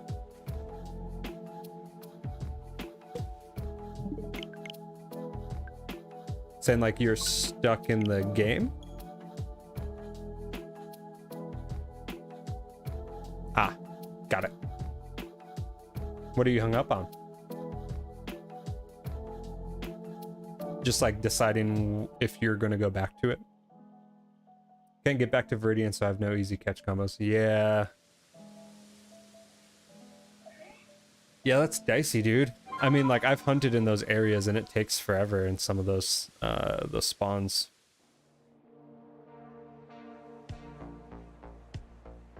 Some of those patches along the way just don't give you much to work with.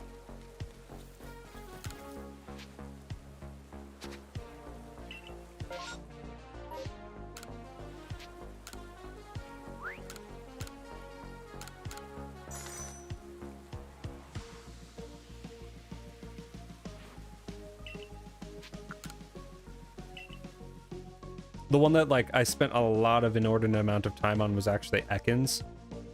And then there was like that Charmander spawn that's right outside of the tunnel.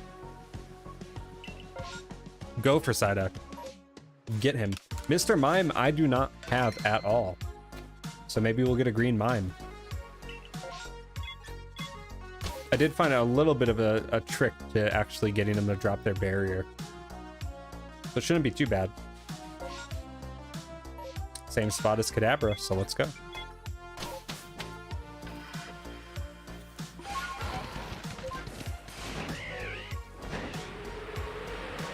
I failed Ekans and let's go. Not the shiny, but just the catch combo.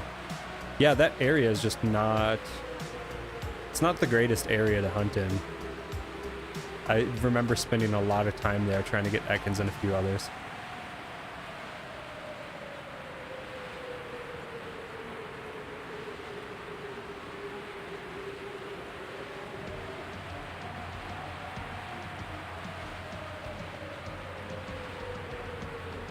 I did enjoy hunting in Rock Tunnel though.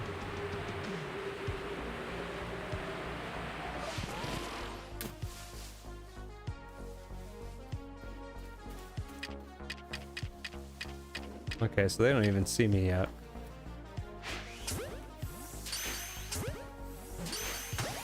We prefer it that way.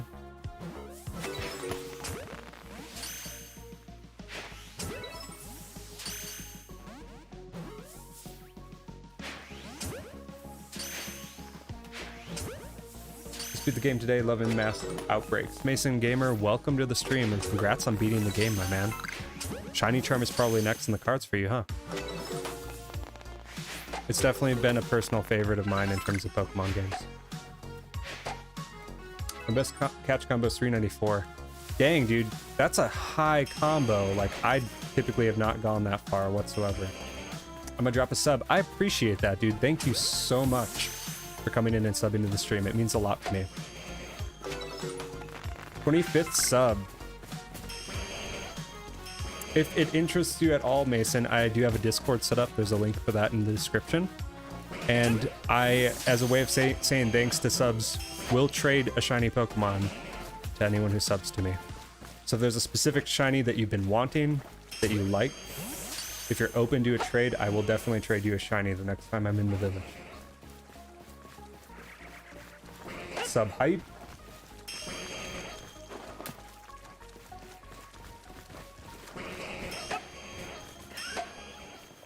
So a little bit of a secret, kind of. It's a little bit difficult, but if you run around them in circles, they drop the light screen. Dudes, it means so much to me, I'm not gonna lie. Like, I know 25 is a small number, but like, to just start this and have people that actually show up and watch me means like a lot. It really does. And I'm really excited for where, like, not just where my channel is going to go, but more so just like building around the games that I really enjoy and knowing that there's people that are out there that also enjoy these games, and like, it means a lot. It really does. Considering I'm only at 118, you're doing amazing, bro. I appreciate that, dude. There's a lot of work that has gone into it and like learning the ropes and everything, and it feels good that people are enjoying it. And I have 79 subs and my channel's been dead for a bit. Hey, dude, you're here now. It sounds like there's like no downside in starting it up again or trying to revitalize it, so I'd be happy to sub back to you.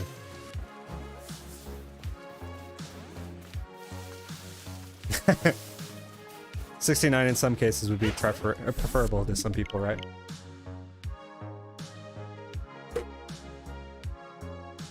Actually, just for that, I'm gonna pop in and be your 80th.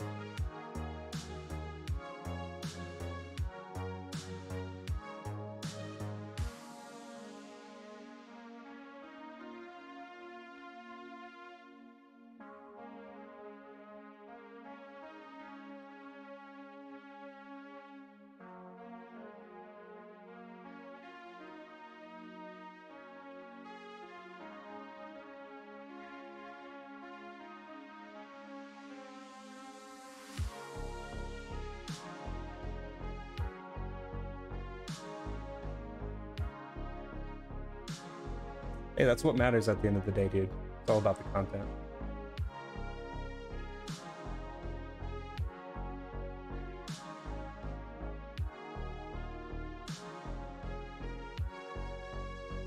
Mason, if you want to link your channel in the chat, I'm trying to find you right now, but there are a lot of different Mason. Oh, I think I found you. Rick Astley, right? There you are. Gotcha. You got 80 now, my friend. Made that Breath of the Wild sucks video simply because I dislike Zelda franchise. Well, do not show up on Wednesday because I'm actually going to be playing Breath of the Wild and some Zelda games. 81.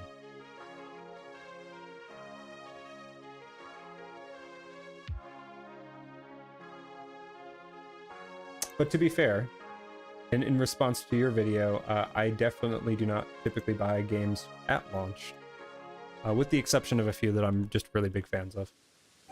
My goal is 100. Well, you're 2 steps closer, my friend. Congratulations. Thank you for being here again.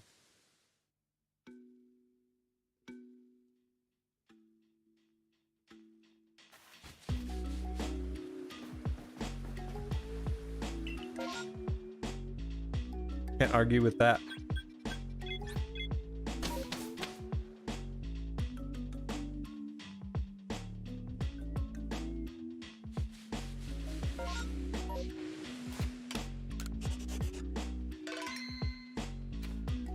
I think there can be a lot of parallels said between Pokemon and Breath of the Wild in terms of like lifespan, longevity, and how they've implemented new features in the game.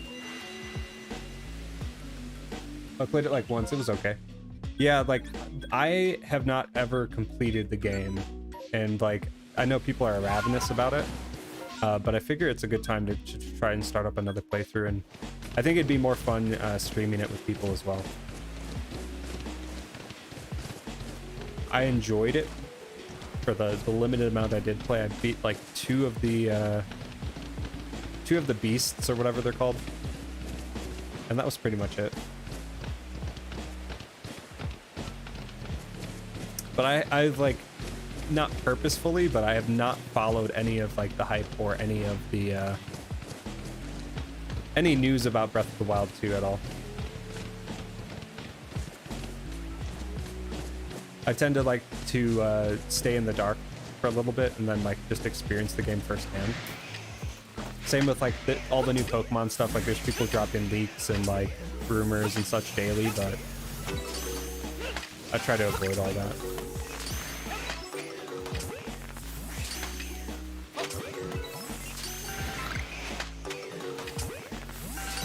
It's not like it won't be anything that I'll learn about or experience firsthand at some point.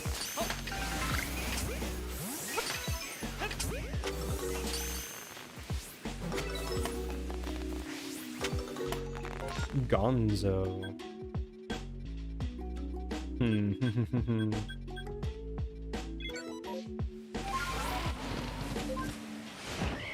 You know what happened? Do tell.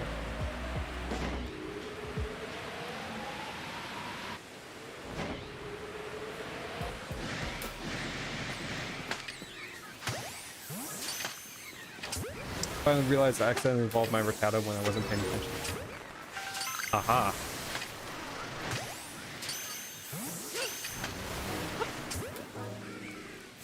Okay. Got it.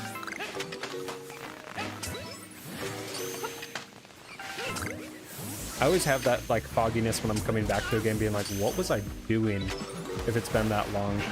Like I had that when I popped in Let's Go again, for sure. That's why I have 18 random Ekans. It's always like, what was I even thinking? Like I don't remember.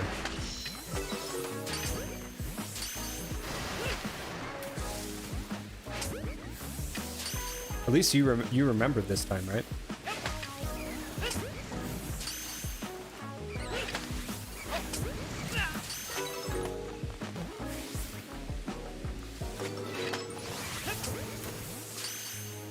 These dudes are just wrecking me.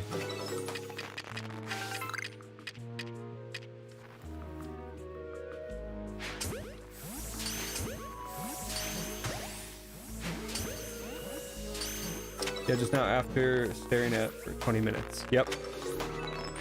That's a pretty decent average time though. At least it was only 20, dude.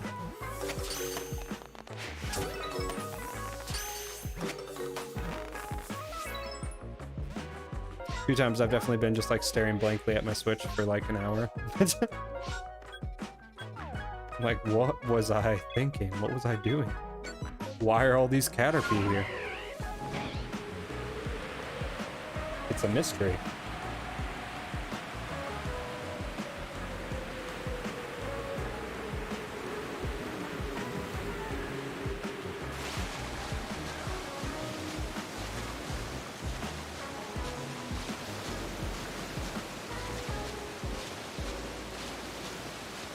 And these guys are spicy and run away real quick, so we're gonna see.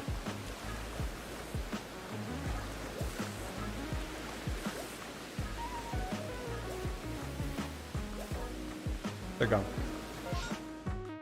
Even when there's a mass outbreak, but no massive mass outbreak. Yes, seriously. Like, I still will check them just to see if there's a shiny in them, but it's definitely a little less exciting after you get used to like the flow of the massive mass outbreak. Permutations will work for all, yes. You can use them to shiny hunt a regular one. It's just typically best used on the alpha spawn specifically. But yeah, you can. Whoa, whoa, whoa, whoa, whoa. I don't know if he saw me. Okay. At least we know he's here. Dude, I had a feeling that one was gonna be shiny. You can do permutation hunting in regular outbreaks and regular whatchamacallit, massive mass outbreaks as well. It just is primarily used for the second wave encounter. It still will affect the spawns within like a regular mass outbreak. And you could still get a shiny alpha from it too.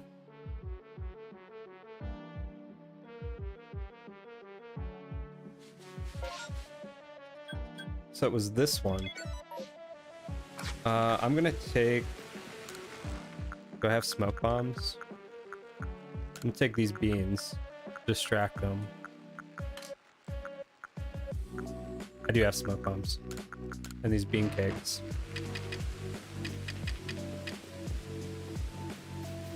Hey Mason, I'm glad you asked. I actually just dropped a video on it. But if you have like you're doing a massive mass outbreak, right? And you have a second wave that pops up. It was another shiny Hayden. We're gonna go back and get it. Basculin. But if you have a second wave that pops up in the group, there's a specific link that you can use. I'll actually link it in the chat right now for you.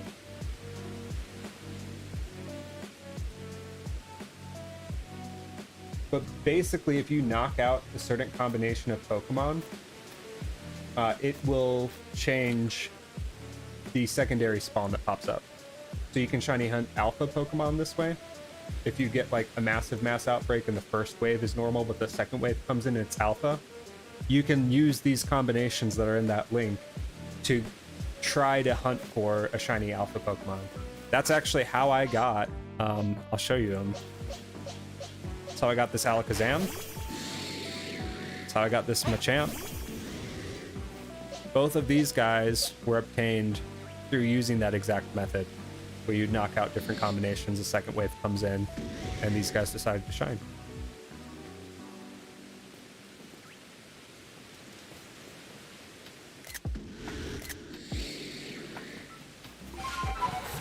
Yeah, I just released a video on it today. Austin Johns has a video on it as well.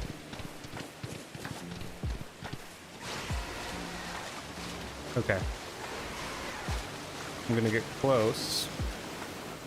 And I'm gonna start hucking these smoke bombs.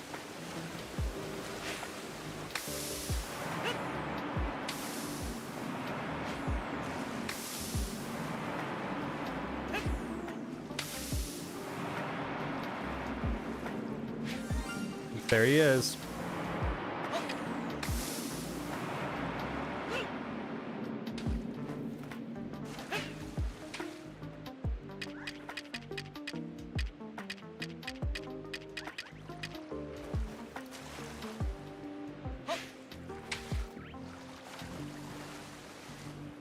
And there he goes. Oh, let's try more beans.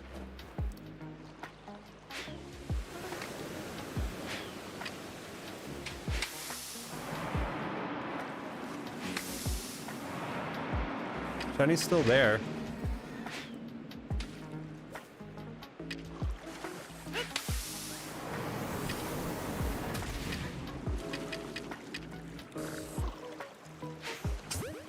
Did I get him? I think that's it.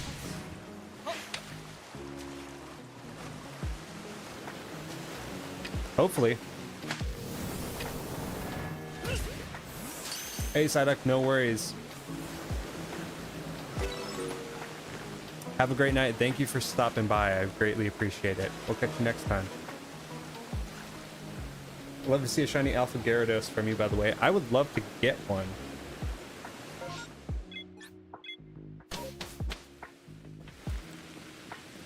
That one would be hard to hunt unless there was like a mass outbreak for Gyarados, but I'm gonna get off too. Take care, Neptune. Thank you for stopping by. Appreciate you. Take care and have a great night. That is indeed a shiny Basculin. I'm gonna post this Basculegion over here just in case someone wants it or needs it at some point. Awesome. So we got 3 shinies so far on the stream. We got Neptune, Megamind, and Basculin. It's a place where they spawn with the alphas. Really? Are you talking about like the waterfall in the Cornet Highlands? And any name suggestions from either Mason or Hayden for this lovely shiny Basculin? Let me know in the chat.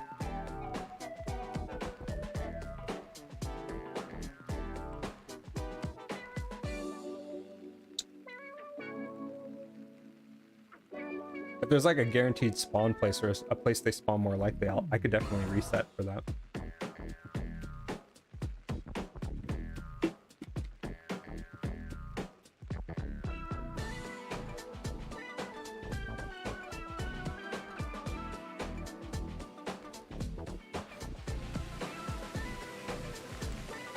Interesting.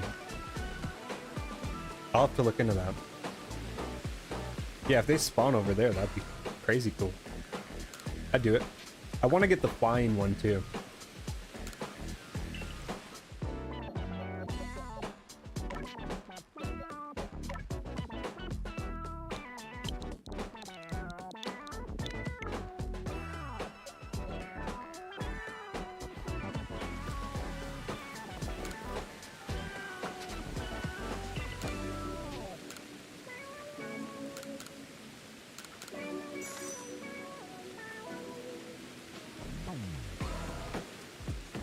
Oh yeah. Okay, I remember. It's basically like out by the claw hand. I remember being there and whatchamacallit, like you have to go back there for a specific part of the story. I know that you're still going through it, so no spoilers right now, but that is a painful spot and you will feel it.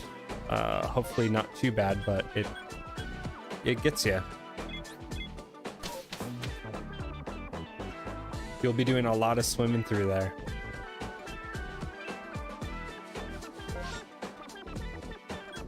You'll have to hit me up when you get through the post game.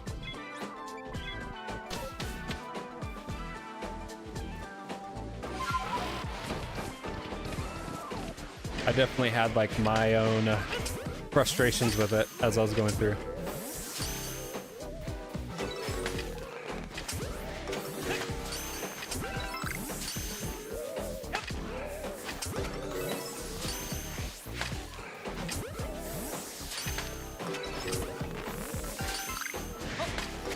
Get out of here. Get out of here.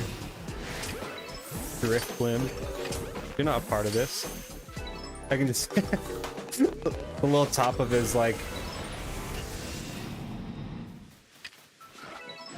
He's just stuck in there. Okay, now he pops out. Remoraid was my biggest problem, believe it or not. Yeah, Remoraid is feisty, dude. Surprisingly aggressive. It took me by surprise. Like, you look at the Pokemon, it looks kind of derpy, but they're angry boys, man.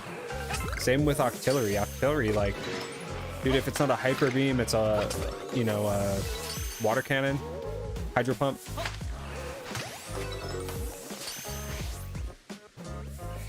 They just do not like to be messed with.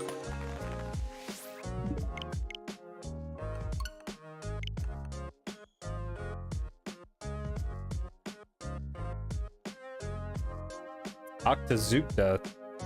Yeah, Octazooka. Exactly. Those guys are just made to inflict pain on people and mess you up. Between Paris and like Remoraid and Octillery, like I can't even imagine how many satchels were getting dropped by those dudes. That would be actually really cool if they had like a running track record of them. I'm closing the game because that way I'm not wasting Ultra Balls or resources. So like I'm saving here, but now I can just go to like a random zone, run back to it, and all of the balls that I used are right back in my inventory. Well, I just got a random Squirtle spawn in. Wait. Oh, wait. That's interesting. I'm trying to imagine where you're at. You're between Cerulean and Viridian, right? How to grind Pokeballs? You can do it two ways. You can either gather the materials yourself, or you can do what I do and just sell grit gravel and EXP candies from battling alphas and just buy all of it. Or if you do space-time distortions, you can get a lot of shards and just use money to buy the balls and buy the sticky globs. Kind of want to catch combo that, but it would be very hard. In that area, it would be extremely hard, yes. It gets a lot easier when you get to Seafoam, but until you get there, Squirtle's kind of a tough guy to do.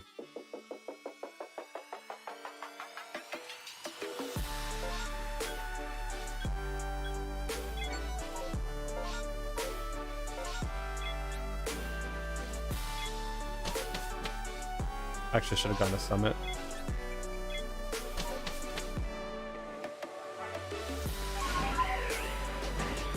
Yeah, but I only really roll with Ultras and Sticky Globs. So I have like some other balls in here, and like occasionally I'll use Feather or Wing as well, but it's pretty much all just Ultra and Stickies. That's all I spend my money on. I can take any shiny and go. I mean, that's the nature of that shiny badge, right?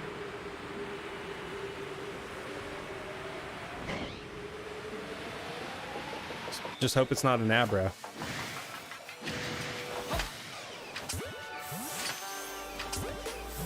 When I was hunting shiny Abra in Let's Go, like it spawned in and it was facing me, and I was stuck in a corner.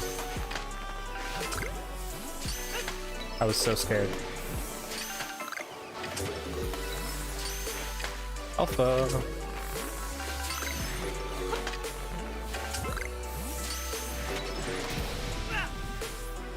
Man, why they always gotta knock you down like that? I get like the first time you encounter one, but like every single time an alpha pops up.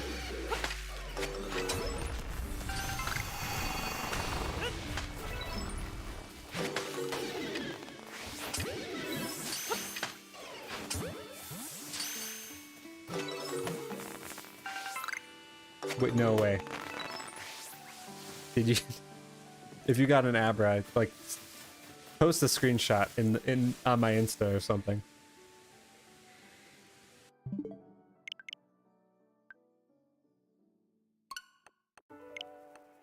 Fun fact, I never used the catching item other than Pokeball and Heavy Ball. Yeah, I didn't for like the bulk of the game until I started really hunting hard, and Sticky Globs are just like, they're worth their weight in gold. Yep. In Legends Arceus specifically, of course, yeah. It's like all globs, and then like for Basculin you gotta have smoke balls and bean cakes, otherwise it's gonna run. Those guys also cannot be hit with feather balls of any type, to my knowledge. I think it just bounces off of them. I was getting so confused and so frustrated.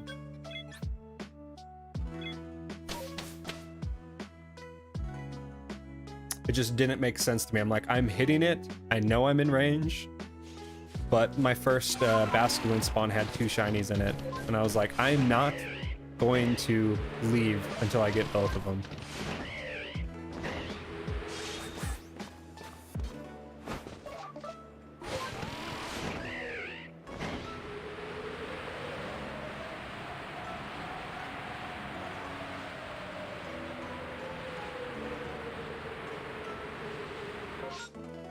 Felt like that Lucario was just late to the party there, but maybe that was just me.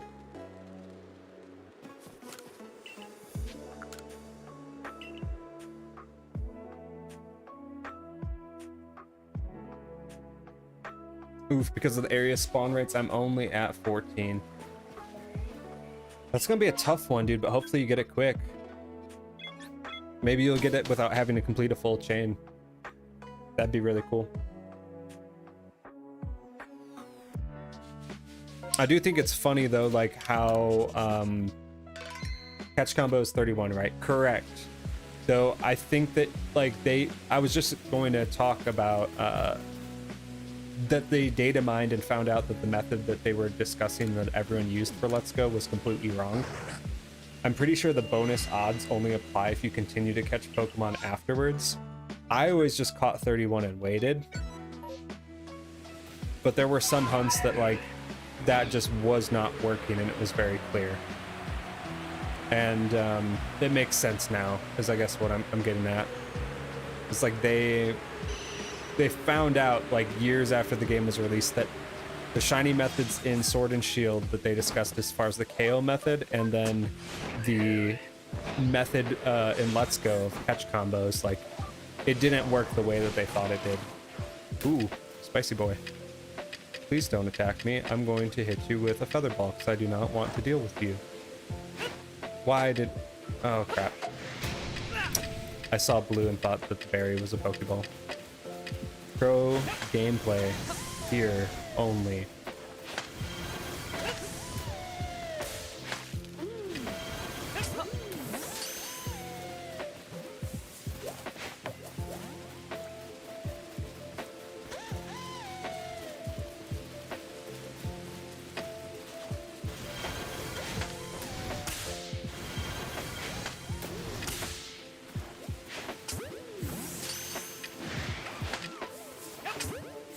I want a shiny hunt Rowlett.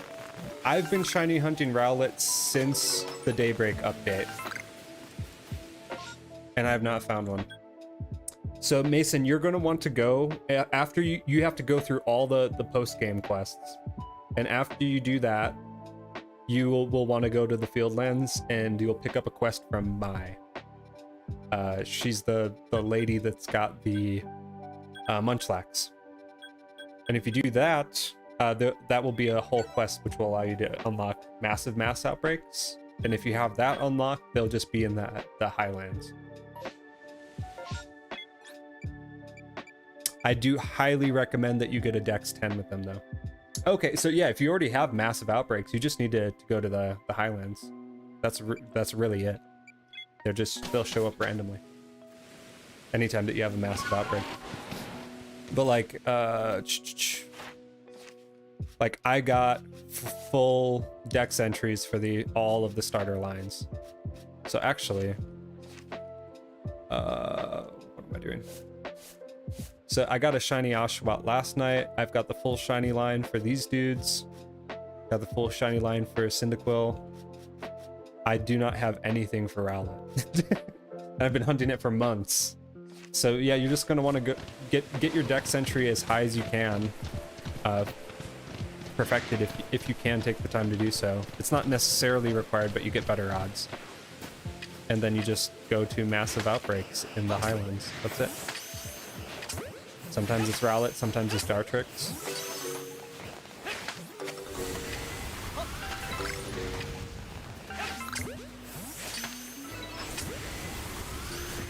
Before you could only get them in space times though. And I was like slowly hunting it in space times. And then like it was just going so slow, and then this came out and I was like, okay, this is what we're doing now.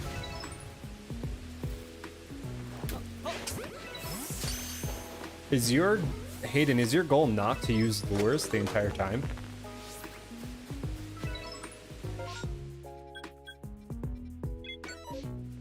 That's even harder, my friend. Because lures do up your rates too.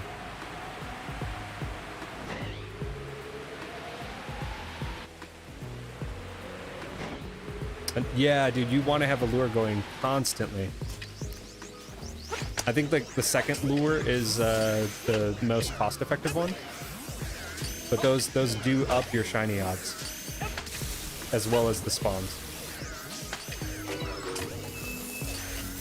You usually want to get to 31 and pop that lure. You can lure it before as well, and it'll still help.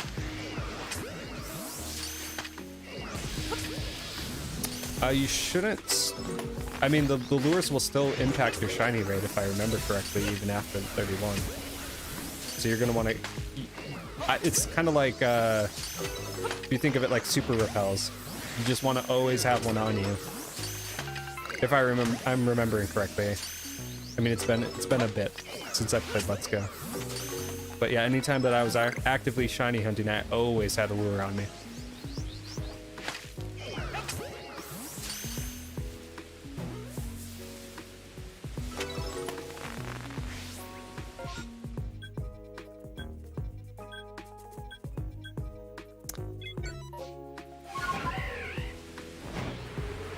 Yeah, maybe if you keep a few going, that you'll get the shiny a little bit quicker. It's definitely a possibility.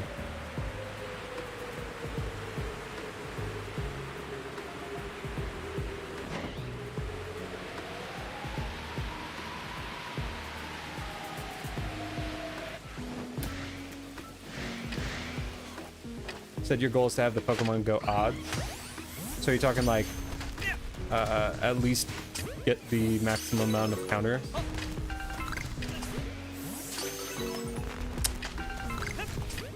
True. I mean, like, I'm more of black and white with my method hunting. Like, I'm either going full odds or I'm going like best odds possible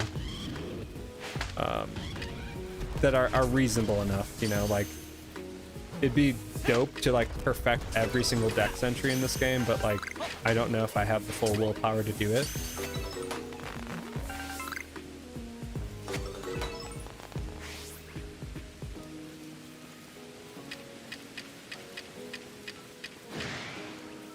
I have a strong belief that the mechanics of those games are very close. Sword and Shield and Let's Go.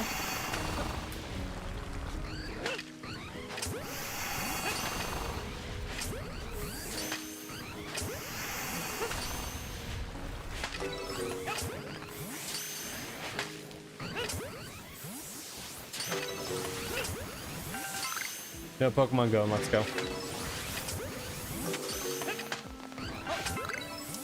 I mean, could be. I always have felt that like there's other stuff going on behind the hood of Pokemon Go. Like I feel that there's probably some form of mechanic in which like new players or players that haven't played in a very long time are given some form of additional shiny rolls. Because like I've just had it happen so many times where like I would go out and be like, oh yeah, let's take so-and-so raiding with us, and they're like level, I don't know, level 15 or something. And they're not really useful within the raid, right? They're not really helping. They're just there for the ride. They're using like, I don't know, Charmeleon or something against like a Articuno. And it's like time and time again, those players are the ones that always get the shiny. Like I had a dude that came with just for the lulz. He only had like the 3 guaranteed raid passes, and he got a shiny on every single one of those when we were doing like the legendary bird day. And like I did like 20 raids and didn't get one. And I like know RNG is gonna RNG, but it's like for one person to be that lucky, it just feels weird to me.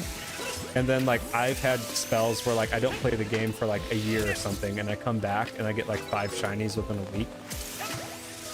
And like that feels like a mobile game type feature where it'd be like, oh yeah, we're gonna like secretly boost your odds or something so that you get hooked on shinies again and like do the events and like spend money on community day.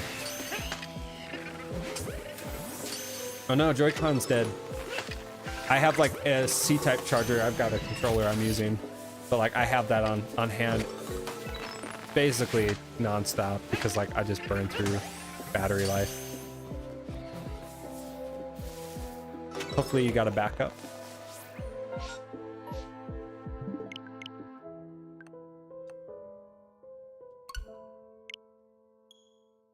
I also thought it was weird that there isn't like a shiny chart or some type of like boosted shiny odd mechanic outside of just events in Pokemon Go. Wish Pokemon Switch had touchscreen controls. Yeah, like you'd expect them to make more use of that. Because I mean they obviously had all the stuff going on with the DS titles. Touchscreen would be a good alternative. Agreed. Absolutely. I'm a strong believer too that they need to bring the virtual, or like expand virtual console titles as well. See, I don't specifically want shiny Psyduck. I don't blame you. It's a cool shiny, but like you get one and you're like, what am I gonna do with this? You could evolve it to a gold duck, but like I don't find gold duck particularly useful when you've got stuff like Starmie. Like Starmie was a Pokemon that like it gained appreciation for me when I played Let's Go because it was just so freaking useful. Special attacker, I mean, it could learn some electric moves, it could learn some psychic moves, it can learn water moves. Kind of had it all. I just want the fastest catch combos right now, so I don't care about the lures. Just want the catch combo so I can go around and hunt. Yeah, dude. I'm not trying to tell you how to hunt your game at all, my man. Just making sure that you're aware of the options out there. And if you are, you hunt the way you want to hunt, and don't let anyone tell you otherwise. I definitely know some of the things that I've done in Pokemon games have been unconventional before, compared to like what people would recommend. It's a badge quest. Yeah, dude. It makes it more rewarding when you get it, when you've kind of gone through it your way, you know? Nothing wrong with that. As long as you're having fun, that's what matters. Or at least, like, getting to the point of having fun. Because, like, shiny hunting in and of itself isn't necessarily fun, but... I don't know, I like repetitive things, dude. It's weird. It's relaxing. Ooh, alpha.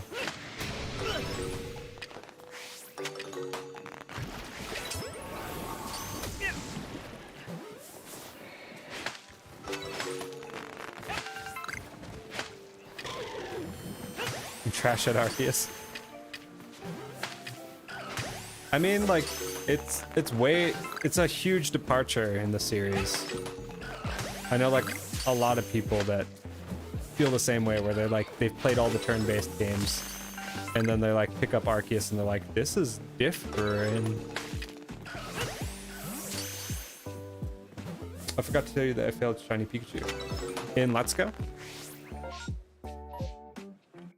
Rip for Pikachu. F's in the chat. I'm at like 134 in the deck. Got it.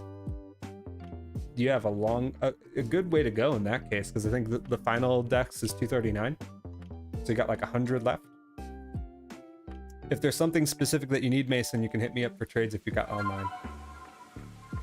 I ran into a Weedle and it despawned the shiny Pika. Oh no. Dude, some of the shiny fails in Let's Go were just so brutal. Like, because like you run into something else that you're not supposed to, or the paths cross, and it's just gone, so. I definitely had that happen a few times. On March 31st, I failed 2 shiny EVs in my second ever mass outbreak, and I got so mad. That is so tragic, Mason. I'm so sorry, man. Especially now, like they're so much rarer.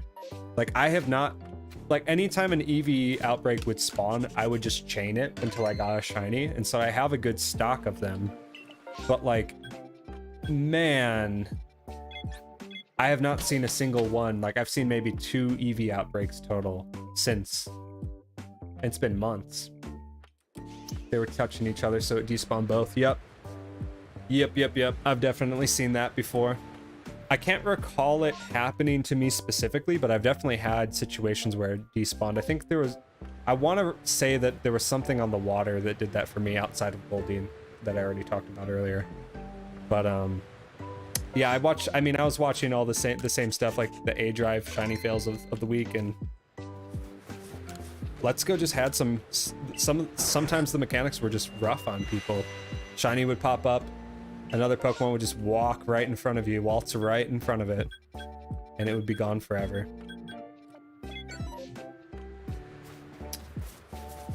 Worst part was I was half asleep, so not focused. That's usually when it pops up.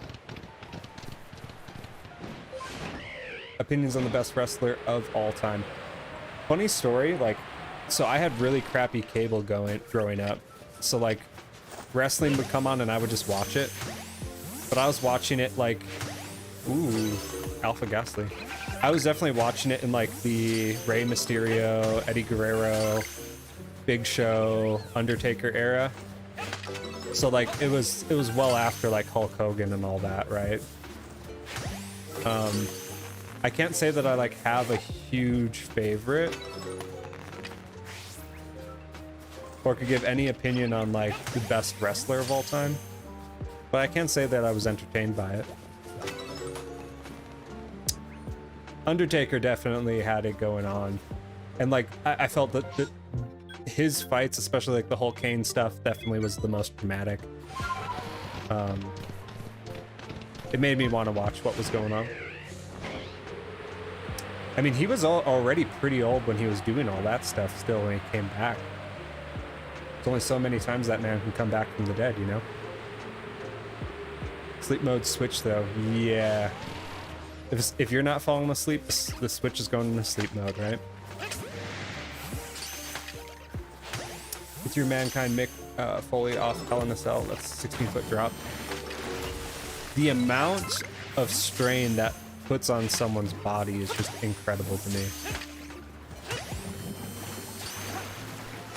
But it's like, it's insane that they go through those lengths, you know?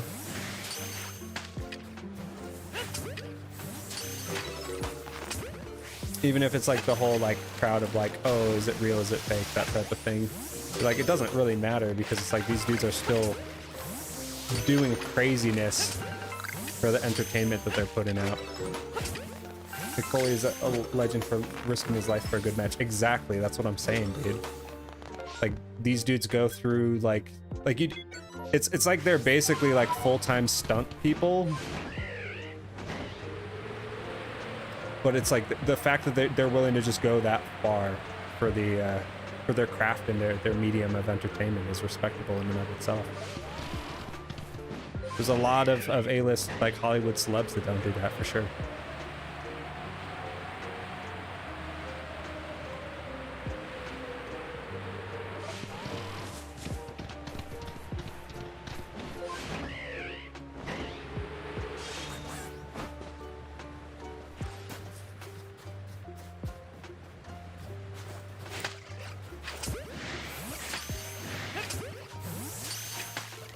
If I wasn't watching like wrestling on public television, it was like National Geographic or something. It was like National Geographic, wrestling, and then G4. All the gaming stuff. Back in like Xbox 360 days. Assassin's Creed 1 coming out. BioShock. All the good stuff on E3. Sitting around as a kid with nothing else to do in a hot summer house watching E3. Not too happy with this Let's Go so far. Shiny Rattata and Shiny Bellsprout. That's a rough Shiny Badge team, my man. Just be super feigning things until the end of the game. Bellsprout's kind of useful though.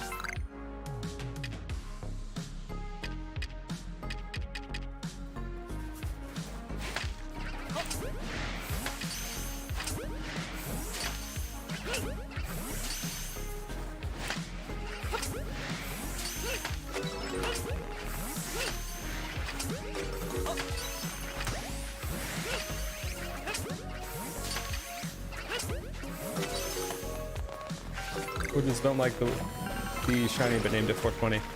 As you should. Exactly. It's definitely extremely appropriate for a Rattata.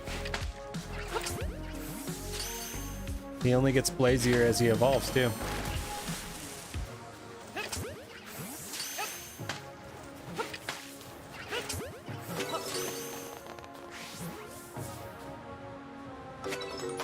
Gonzo. Zarua, and then we'll try and grab that Bergmite. Oh, Bellsprout, yeah. Bellsprout makes sense too. I'll say either of them really work.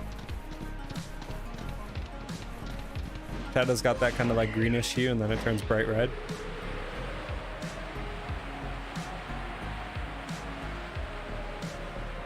Bellsprout's all leafy. Undertaker deserved his Hall of Fame induction. I would agree. Man worked for it.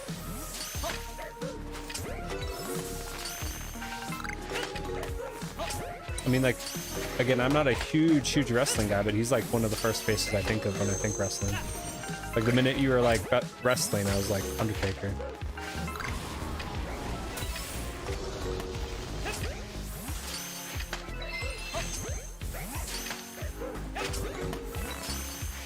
I lost him, but somehow he found his way back to me. Talking the shiny? Oh yeah, he's a reclaim. Got it.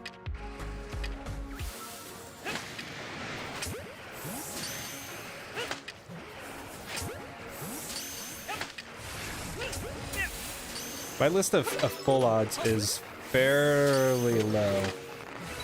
Probably like 10 to 15, somewhere in there. But like the only one that like was kind of as a playthrough was one that I was actually hunting for in X. I was hunting for a crap, can't think right now. The unevolved form of a Poniard, that's it. And I was on like I was doing a Poke Radar and like was under like 3 encounters and I got a shiny Skorupi. Took me by complete surprise. And then I did do a few full odds hunts on Virtual Console. I had a Crystal on Virtual Console. So one of the first hunts that I wanted to do was Suicune. Box cover legendary hunt, right? I anticipated it would take forever. I have a friend that has like a Crystal cartridge, a hard copy that he was shiny hunting on. He was going for Lapras, he was going for Lugia. He got both like within a weekend. And granted, he had been hunting that Lapras for like, I don't know, a year and a half, right? On and off every Friday, he would pull up his copy of Crystal. He'd throw on, you know, his favorite TV show, and he'd just be sitting there resetting for that Lapras. And it finally showed up, and he inspired me to play through Crystal. And I was going for Suicune, and I spent like an entire night resetting for it. I think I got through like maybe 500 resets, just going hard with it as I was watching other things and doing other stuff. And the next day I had to go to the mechanic to get my car worked on. And so I was like, well, I'm just going to be sitting there, so I might as well bring some Pokemon with me. And I was playing through like different playthroughs of other games, right? I think I was like doing a Gen 6 hunt. And I was like, you know what? I just got the itch. Let's do a few Suicune resets. And I'm not paying attention. I'm just doing the resets on auto mode, right?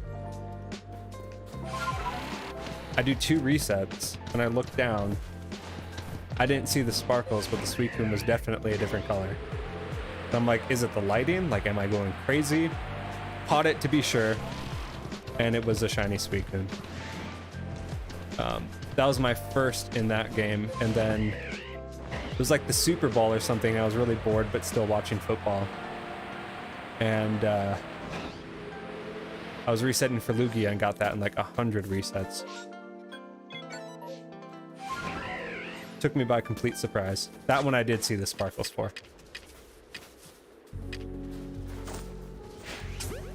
Full odds in any game isn't something to mess with. Yeah, dude, I mean, they're serious hunts, man. I respect it. Like, Supreme Arcanine, he does like mostly full odd stuff, and I'm like, dude, that is a time sink. I respect the hunt, though. It's actually very lucky. Yeah, dude. So, and here's where it gets a little bit crazier, is like, I was like, can you shiny hunt the remaining dogs, like the remaining roamers? And you can, but like it takes like 2 minutes to even hope that you encounter one. So I was doing that for months. Like I was working from home and like was mostly just monitoring chat feeds, so I always had the games up and going. I was resetting for Celebi and Crystal, and then like randomly one night I got full odds Celebi and Crystal virtual console as well. Yeah, Dallas, he's hilarious, dude. Super lucky too. I mean, he usually is running 2 consoles, but still, like that, even at half odds, that's still a lot. I do not envy it. Those hunts are long.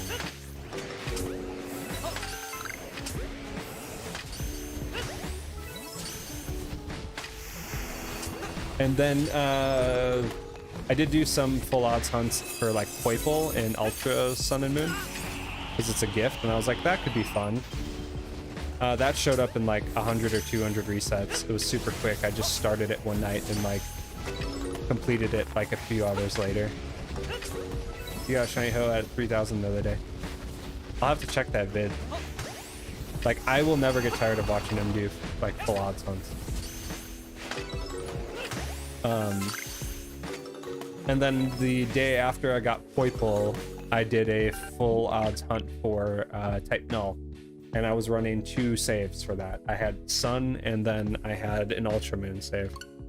And I'm fairly certain it shined on the Sun copy. But that one, like, the only way you could tell was by looking at the tail, and I thought I was going crazy. I still have that Type Null too. I ended up transferring all of those dudes. Not the virtual console ones, I've kept those. I've debated like doing the duplication glitch and like then transferring them up, but I don't really want to transfer those out of virtual console. But my my Gen 7 stuff, I did transfer up to Sword and Shield. 2 of my full odds were in Pokemon Ruby and 2 were in Pokemon BBSP. Dude, that's crazy. I never got like a legit full odds in Gen 3. I did RNG abuse for like a shiny starter Mudkip and like the box legendaries and such.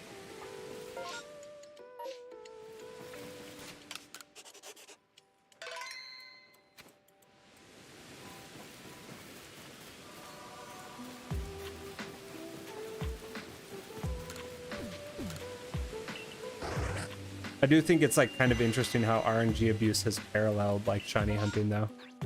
Like, so again, some people look down on it, but like, I just think it's really interesting that people are able to delve so far into the games and figure out like alternative methods to getting shiny Pokemon and like IVs and stuff. Shiny Zigzagoon, shiny Oddish, Gen 3. Those are both pretty good shinies in my opinion. I definitely have a soft spot for Zigzagoon. Just because I love Gen 3. Shiny Starly, shiny Shinx, and BDSP. Hey, those are both good shinies as well. I doubt that my my second shiny is going to be very great. I have a feeling I'm probably going to get like a Wurmple or something just because there's so many spawns in Eternal Forest. Like, what I really want is I really want a Misdreavus, but like I don't think I'm going to be that lucky.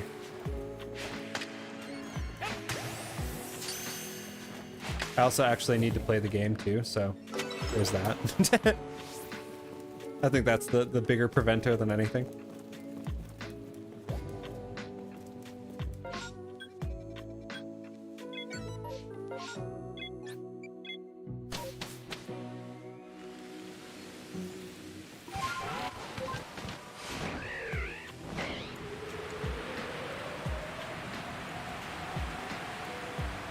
I have to be like in a really specific mood to do encounters in that game.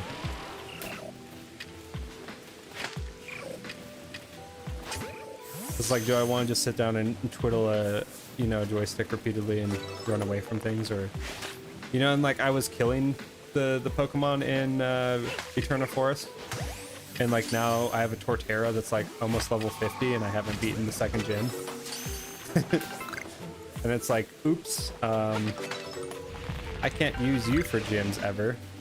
But like using that Bidoof seems like the way to go. Like if I could use that Bidoof to clear all the gyms, I think that would also be really funny. Yeah, Suitcase Simulator, man. I mean, that's exactly why I was looking into like the blink method and the RNG of BDSP. Because like I saw people sitting there for like 200 plus hours, and I'm like, I don't know if I want to do that. Like I don't know.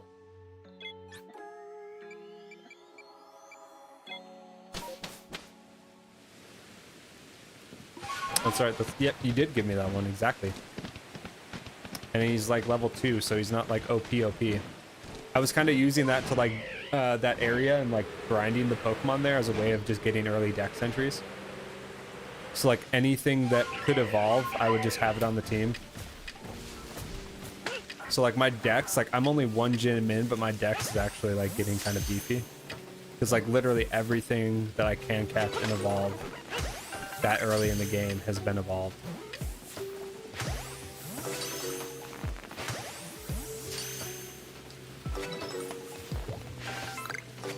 But then again, like on my second playthrough save, there's always the option to do soft resets and to do Poke Radar hunts again.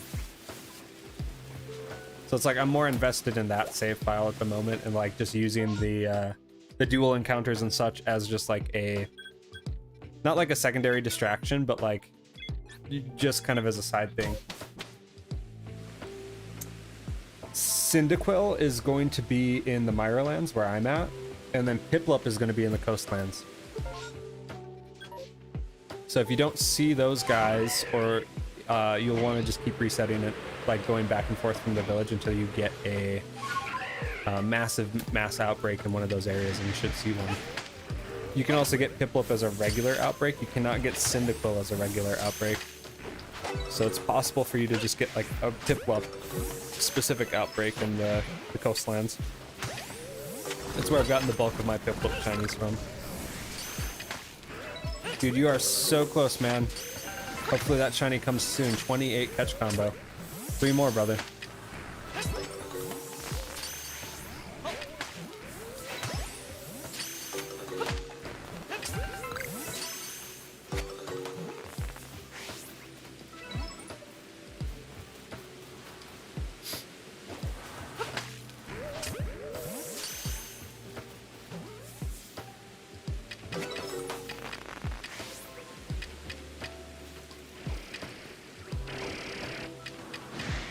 Normal Gengar, eh?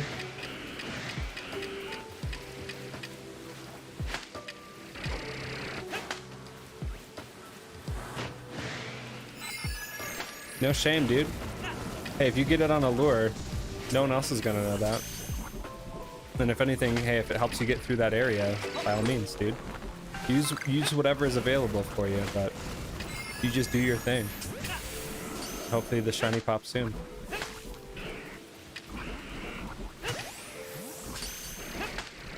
It's really hard to like get a good inventory of them early on. That's what I was struggling with.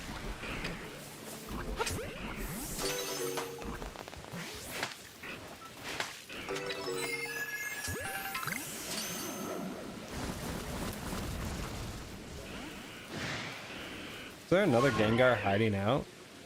Because if there's only 3 of them, I don't need to keep catching them. What am I doing?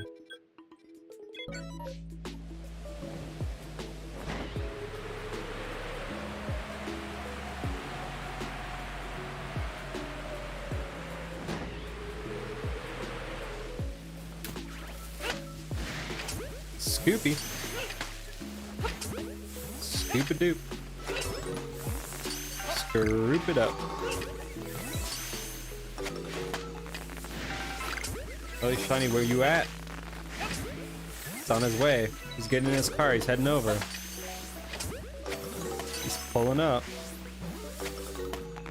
I'm your Uber driver. I'm outside.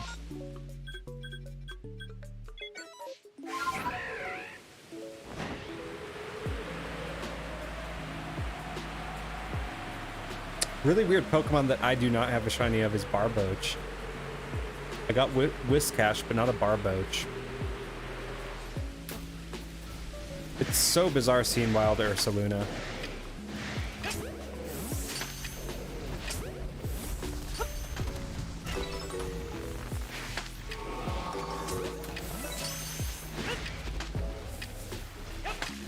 Have gotten a few Ursa Ring outbreaks that had double Ursa Ring in it though. I think it happened to me twice. Maybe I'm misremembering.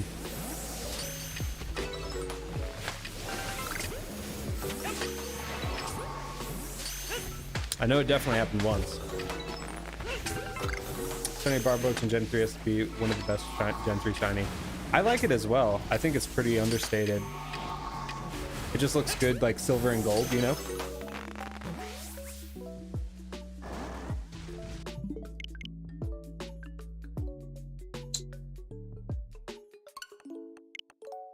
Whiscash not so much. I mean, it's kind of got like the orangish goldish, but it's just not as obvious, you know?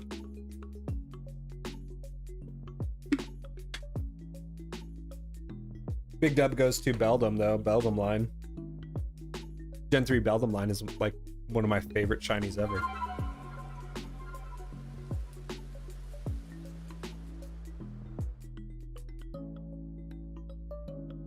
Get them. Stock up on those lures. You got this.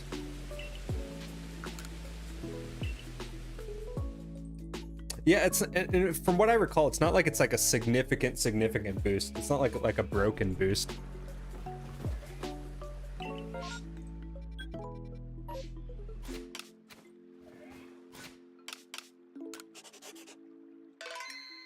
I can't recall the specific odds, but I think it being like 1 in 270 or something like that. Something like that. That's where like I felt like these odds for massive mass outbreaks were kind of in line with that. With that method specifically. It didn't feel too bad because I was kind of used to hunts taking about that long. I mean, the difference is that you get way more spawns of stuff through massive mass outbreaks, but still no shiny since 3 massive mass outbreaks ago. Yeah, dude, I mean, sometimes like it can take a minute or two with the massives. Like when the method first came out, like when I guess the DLC went live, or the update, I spent an entire day doing massive mass outbreaks and I didn't get a single shiny. And this is after I already had like 200 shinies in from regular mass outbreaks. And so I kind of knew what to expect, like what it felt like. But I was like, something's off with this. Like it was just taking so long. And I think I got like 1 at the end of the day. I'm like, these odds have to be higher than normal mass outbreaks. And then like a few hours after that, Anubis and Caphotix posted and they're like, yep, these odds are lower. Squirrel could actually potentially shine for me because I'm in the area. That was another thing that I think that they, I don't know if they confirmed it or not.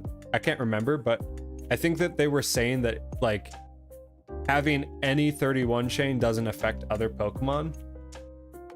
Because like before the thought process was like, if you get a 31 of Caterpie, right? And you take that to, I don't know, Seafoam Islands, and you go in there, like you will have the best odds of getting all of those other Pokemon shiny. And that's not the case. At least I believe they came out with that not being the case. And I'm like, well, that's insane then. Because there was like a lot of times that I would have like a 31 chain of like Caterpie and going for Bulbasaur and I'd get it super quick, but I don't know, man. We were wrong the whole time. Catch combo makes all Pokemon have those shiny odds. Yeah, so that's like, I had a lot of similar experiences, but the data mine and like the coding of the game seems to indicate otherwise. Again, I don't know for certain, but like from what I recall hearing, that's what everybody was preaching this entire time. And then someone did like a deep dive into the coding of the game and realized that's not actually how it works. But the fact that that has happened in like every single gen pretty much of shiny hunting, like, you know, the Twitch YouTubers, you know, social media guys, shiny hunters, whatever, they like are quick to jump on like methods and like Twitter threads, and like granted I'm posting videos about the same stuff too, but like a lot of people are quick to adopt stuff as gospel, and like they did that with Poke Radar in Gen 6, where everyone was like, oh, if you do this and this and this, like you chain it to a certain point, you get better odds. And then like some dude, I can't remember who it was, but like a guy tore down the code and was like, nope, that doesn't have any impact on it actually. Just you encountering based off of DexNat has more of an impact, or has the base odds associated with it. You get like a super slight boost at like a ridiculous amount of Pokemon or something. And so then like everybody kind of had egg on their face and had to walk back the methods that they were telling everybody to use. And then the same happened in Sword and Shield, where everyone was like, oh yeah, KO method, like you have to KO 500 Pokemon, and then at that point you get boosted odds. And I'm like, there's no way, like what, that doesn't make sense. Like 500 Pokemon you have to KO before you get any boosted odds. And like the boost was like 3%. I don't remember the exact number, but it was really slight, right? It wasn't like it was like a game breaking 1 in 200 odds or something, or like 1 in 100 odds. It was very like a very slight shiny boost. I'm like, that sounds like a lot of effort for very little payout. And then like come to find out, years after the game release, they look in the data mine, same as Let's Go, and they were like, that's not how it works. So I don't know, man. All you can do is go off the best intel that you have. I always felt like I could take a 31 chain and get other shinies with it. In fact, like I used to do something where I'd be like, I'm gonna go for a +1 shiny. Like I would go for a specific target, get it to 31, get that to shine, and then I would take it to Victory Road, where there'd be like, there's one spot in particular where there's like Nidorino, Nidorina, Nidoqueen, like Executor, a bunch of spawns, right? And then on top of that, you'd have like Charizard swooping down, you'd have Dragonite swooping down, and I would go there and see what I could get as a secondary shiny, and like more often than not, I would always get one before ending my session for the night. I feel comfortable saying 31 method works, all based on my own experience. Yeah, like my experience lends to that as well, though I don't know. I'm not like, I guess like my whole perspective on it is like, I'm not too prideful to be wrong. If someone comes and provides proof and evidence that shows me that like there's something in the game that works differently. But I mean, you kind of have to go off of your own experiences. I definitely like try to take like information that's presented with a grain of salt. And like my whole thing is to like try to help people to shiny hunt and like enjoy shiny hunting and get into it maybe that haven't before, because like, you know, watching shiny hunting streamers has definitely influenced me or helped me learn new methods and try things out and get a ton of shiny Pokemon. But if anything, like I want to try and take like knowledge of methods with a grain of salt. And like just knowing that like more often than not, people have been wrong in the past, I think showcases that like people should be approaching these things with a little bit more skepticism and maybe a little bit more guarded. And like I think that there's a responsibility for a lot of like creators to be a little bit more like direct in like explaining that portion of it. Like, hey, this is all new. This is the best intel that we have. Try it out. And if it works for you, great. Yeah, I'm doing that exact strat. Exactly, dude. Yeah. If it works, it works. I don't know. If you get a shiny, like, who's to say? I just thought it was interesting that, like, that info came... Because people had been, like, data mining Let's Go forever, right? And like 2 years later, that's when the intel comes out. Same with Sword and Shield. I'm like, how did we not know about this? Like, how did we somehow data mine like DLC packs, yet not know how KO method works properly, you know? Kind of confusing to me.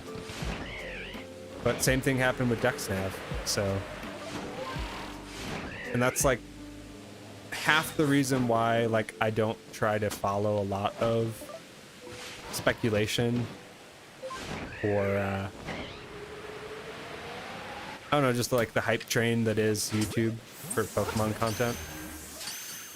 You'll get guys that like will read a Twitter thread in day one, post something basically saying that it's matter of fact, and what if that's wrong, you know? There's like, I feel like there's a big race to be first with a lot of that stuff, as opposed to being helpful.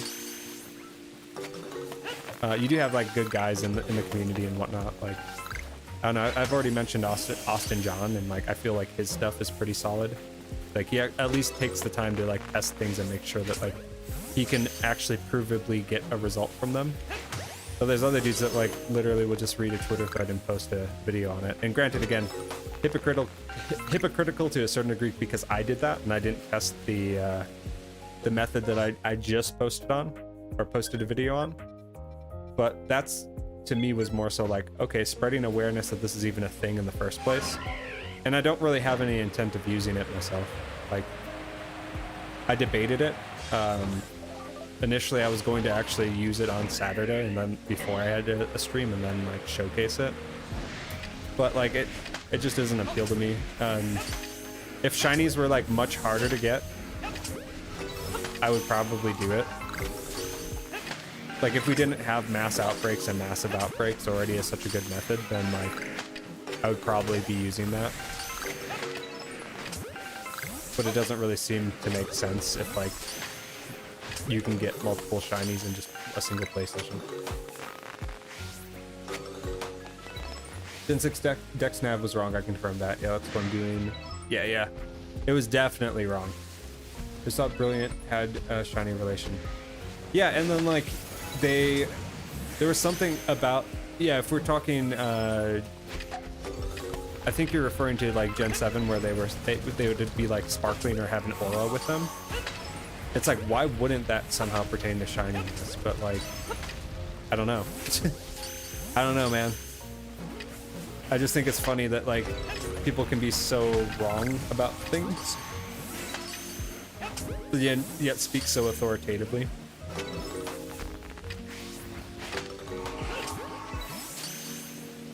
Yeah, jump subjects, by the way, all good, man.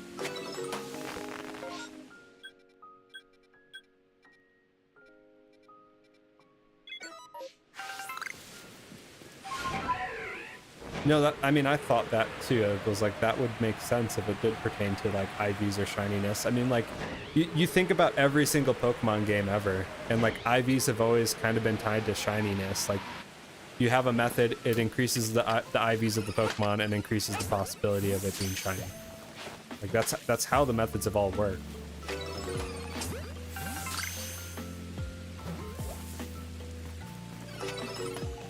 I don't know. We're probably going to see the same with Gen 9. Like, I guarantee, like, you know, a couple days in, someone's going to be posting a video about a shiny method, and it's probably going to be half accurate, you know? Even chain fishing works that way. Yeah, precisely.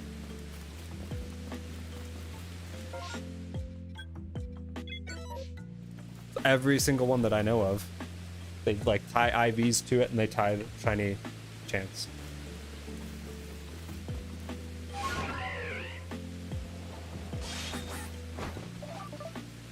It'd be more weird if it didn't. Oh, I'm going the wrong way.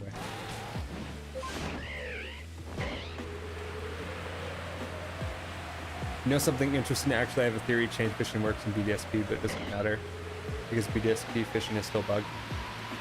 Yeah, that's interesting because like I haven't done much fishing in BDSP because I kind of just have been cruising through the story on the one save, and the other save is just stuck in Eternity.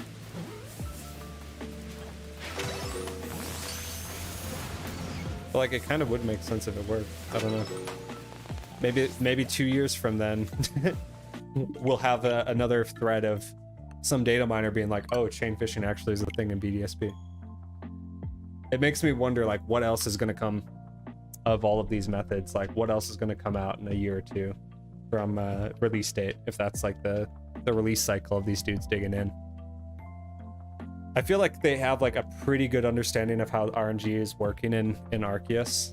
But I don't know, like I felt that way about Let's Go when that first came out.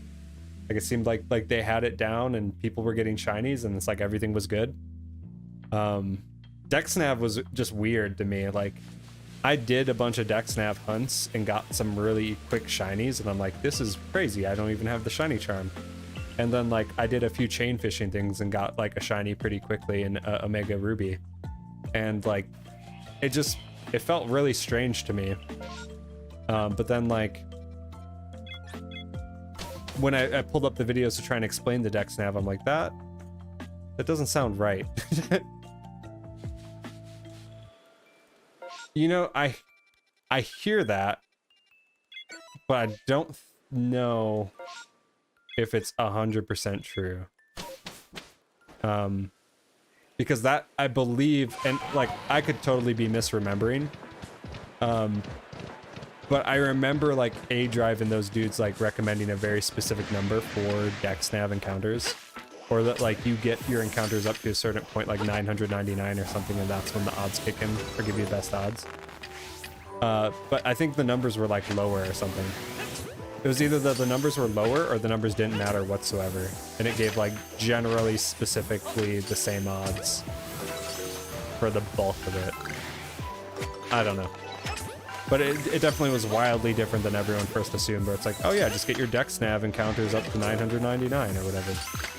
It's like, why? Like, why? Like, it was the same reaction I had when they were like, KO 500 Pokemon. I'm like, why would I do that?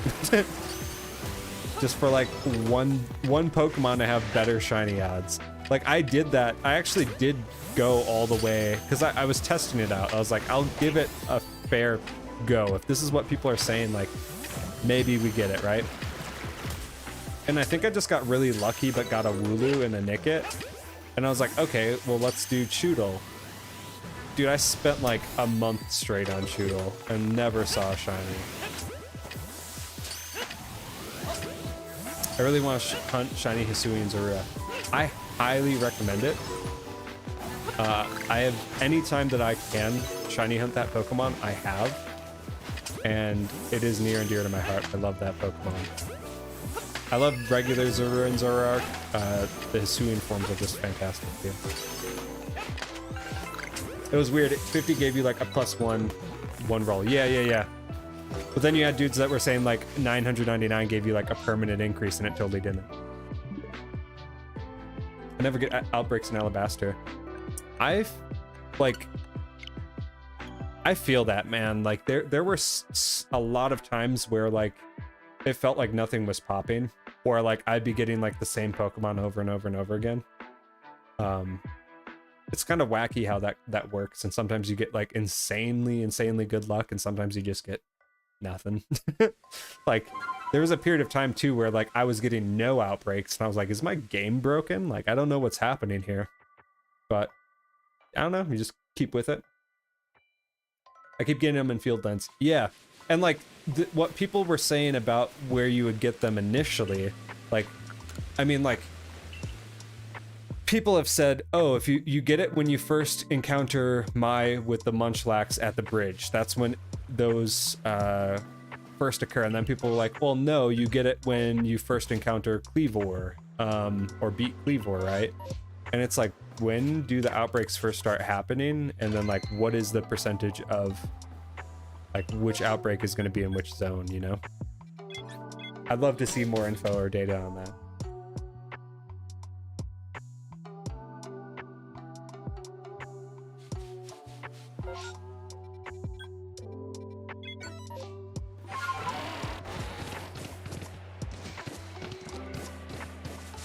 I spent like so much time trying to Dexnav a shiny Skarmory.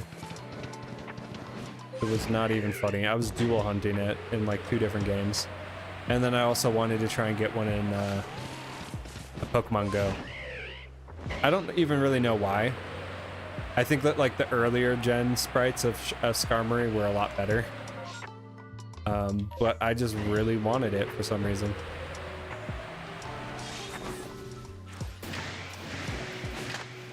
I did get a shiny Aron though. That was like the first Dexnav encounter that I got. And like I spent an inordinate amount of time getting my Dexnav encounters up by sweet scenting a bunch of them. So I was like, oh, it worked. Like obviously I did the thing, I got the encounters, and like it totally worked. But then like I was also encountering a crap ton of Makuhita and like never saw a shiny Makuhita. I could just give you a shiny Skarmory. I have like 19. Yeah, no need now, at least. Like, I don't really plan... I might go back to older gens and do different methods just to showcase them. And, like, just for fun. But, like, I don't really have an urge or desire to have, like, shinies from specific gens or anything. I have, like, 1,000 shiny Pokemon in Pokemon Home right now.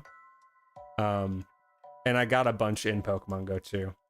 I have about an equal amount in Pokemon Go. Like I have like 700 shinies or something in Pokemon Go, and then like 800 in Home, and then like 250 plus now in Arceus. So it's, for me, it's more fun to hunt them.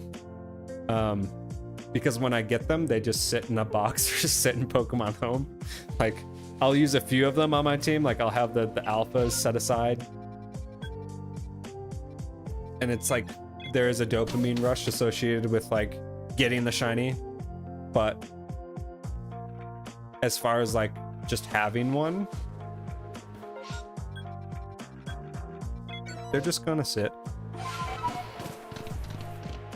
Do battles break your catch chain?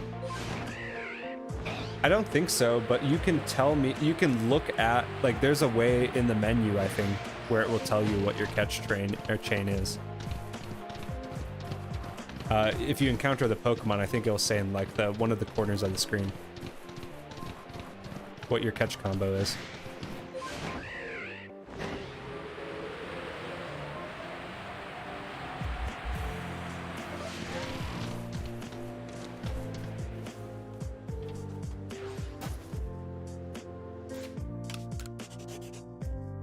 I'm gonna save just because we already encountered one shiny Basculin and had it run away.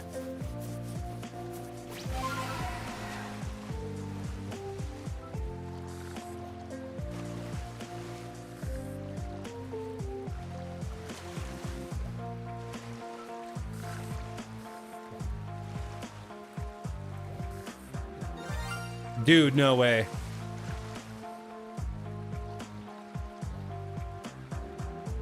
Two shiny Basculin in the same night? I'm glad I saved. Like, I had a feeling, like, I almost didn't. I almost just charged right in there, but I'm like, yo, I just have a feeling. Basculin already popped once, so what are the odds of it popping again? Shiny steroids, dude. And it just so happened that, we're getting to a point where I'm probably gonna wind down the stream as well, so it's good timing. Ending on a high note. Still got work in the morning, so can't be up too late. All right, we'll use the old tried and true tactic of smoke bombs.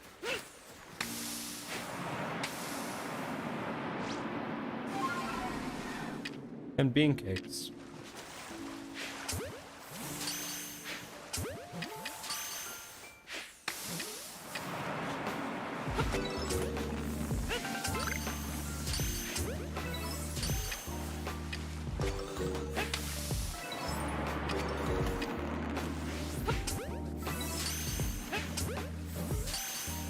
I don't know how deep it was.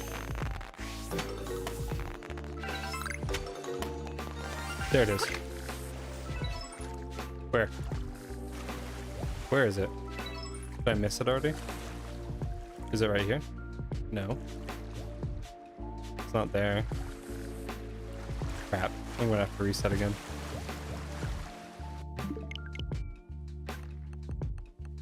I heard it, but I didn't see it, and like looking at the icons on those, none of them were shiny. We will get it though.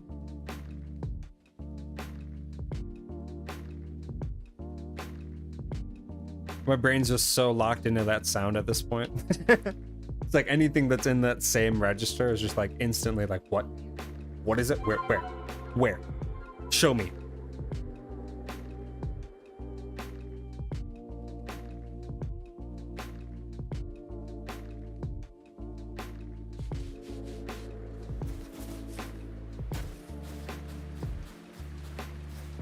If I had $1 for every time I got a shiny basculin.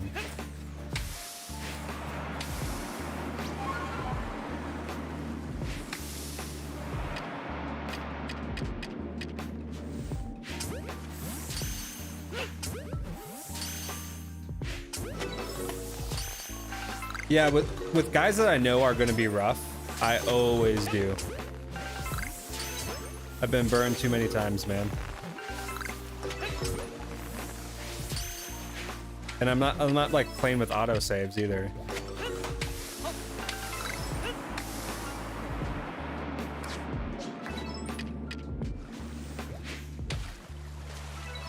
I missed it again, dude. What the heck?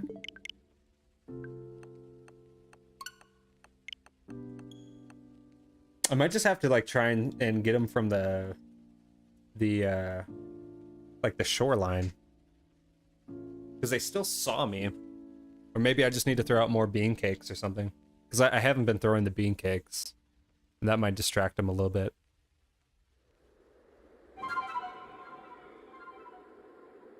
Autosave is off on all my games. Yeah, like I mean, I kept seeing like people like recommending that and against that and being like, make sure you turn it back on, and I'm like, why?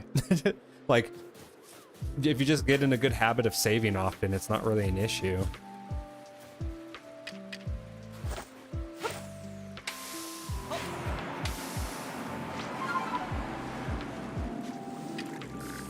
I need to back off from the spawn, I think.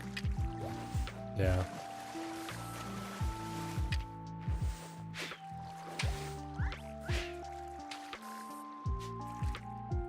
They're like spawning right on me. That's part of the issue.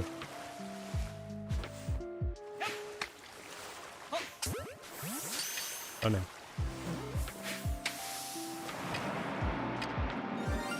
There it is. I think I got it. Nope.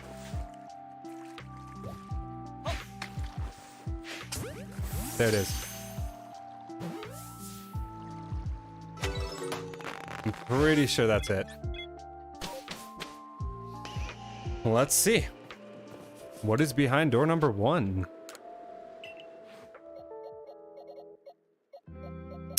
There he is. We got a female and a male. So that's 4 shinies in 3 hours. Not bad considering we got 6 last night in like 6 hours. Wasn't expecting double basculin though.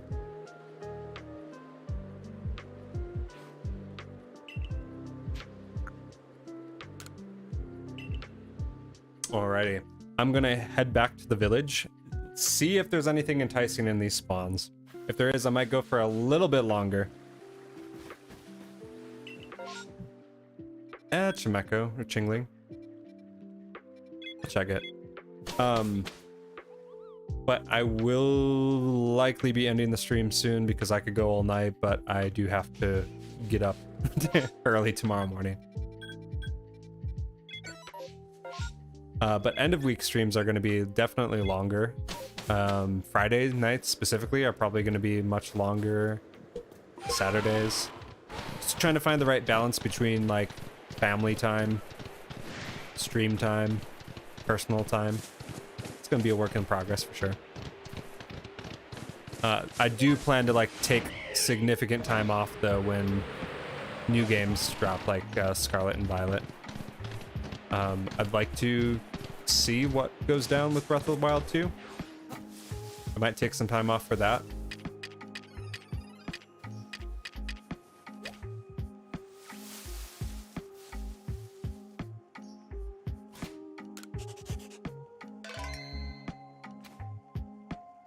See it teleported, but I saved. Shiny Abra, dude, that is my favorite Pokemon. I hope you get it. Let me know if you catch it.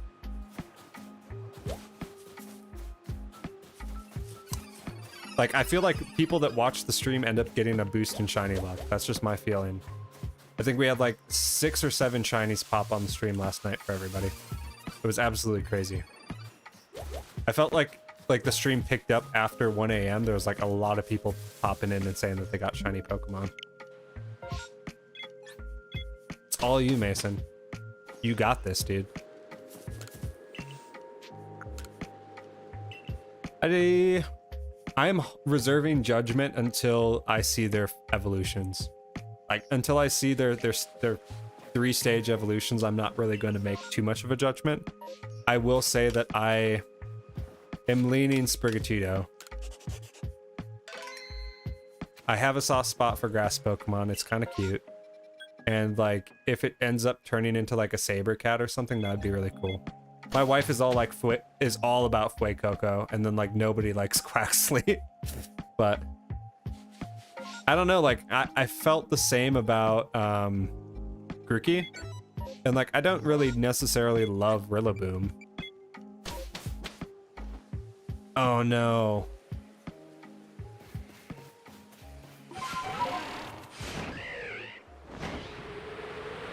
That could be rough.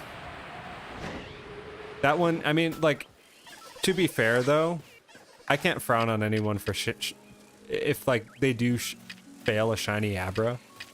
Like that's not like a sign of disgrace in any way, shape, or form. Because that Pokemon is just designed to do that, you know?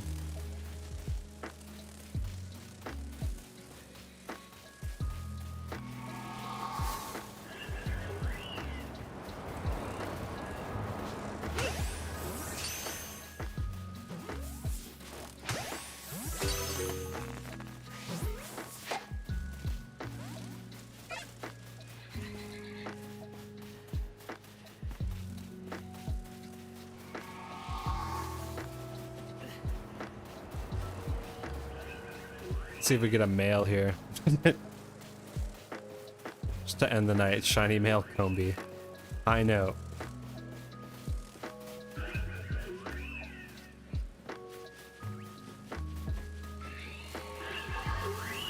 You see it? Got me on the edge of my seat, dude. Yes, Mason. Congrats, dude. Congrats. Favorite Pokemon in all of the gens. Shiny Abra. I've got an Abra tattoo on my shin. I'd show you guys, but I'm not that flexible. But I actually do plan on getting like a full evolution of Abra tattooed on my leg. Mason earning his gamer title. Getting the shinies. Gonna have to change his YouTube name to Mason Shiny Gamer. Mason Gamer Shiny.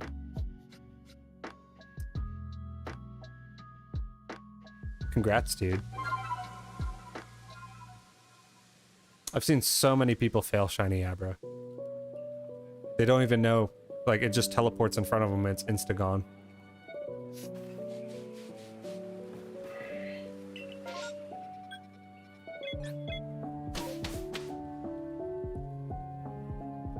I want to see if this is in any way, shape, or form anything Rowlett related.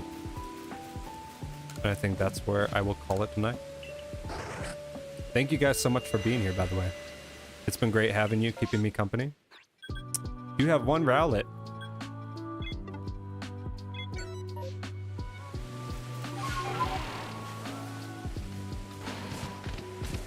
Yeah. If you see it in time, I think the mistake people make with it is that they're like charging through like I'm doing right now. And like they don't even get a view on it until they hear the shiny sound, and by then you're way too close and you're spooking it off.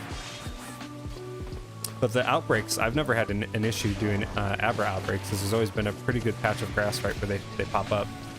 And that had me worried initially, like seeing how Abra interacted in this game. I'm like, how am I going to get a shiny on it? But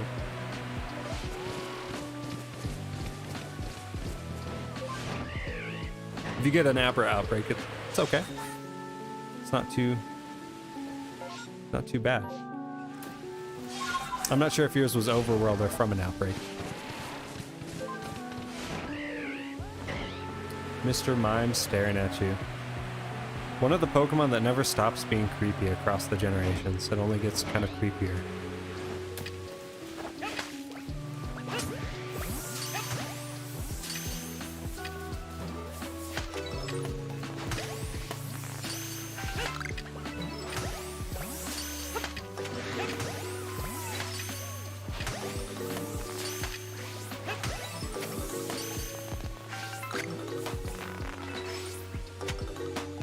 No siree.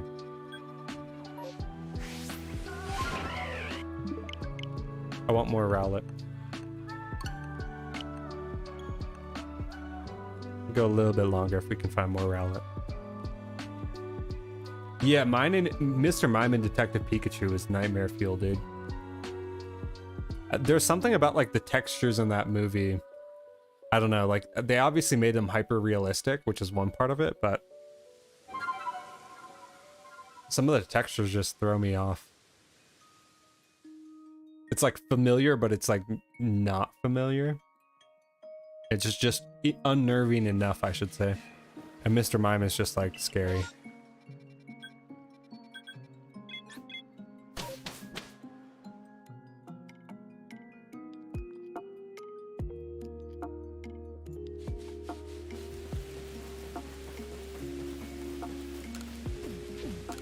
Just checking this, seeing if there's anything cool. And then I'd like to do a couple more. Ooh.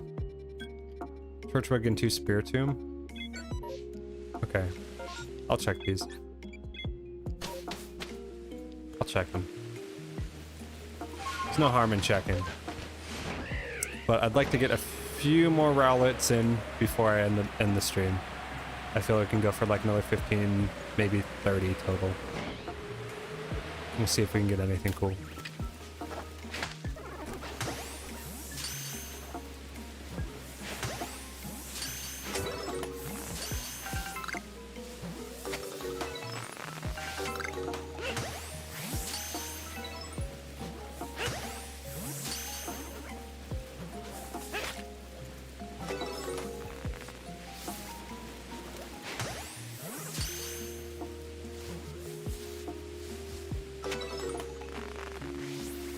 New horde. Just Grottles.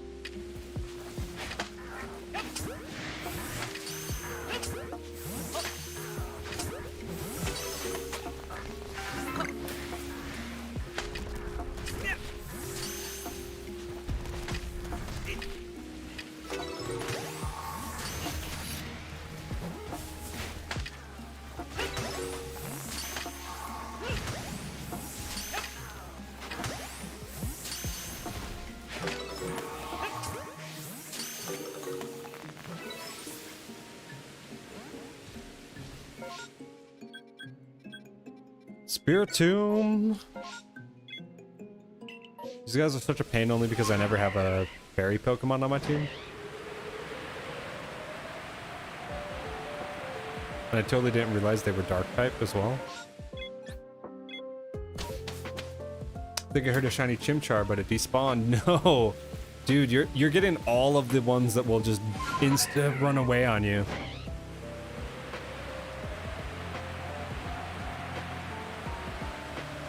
Hopefully you saved after that Abra and just pop in and try and see it again.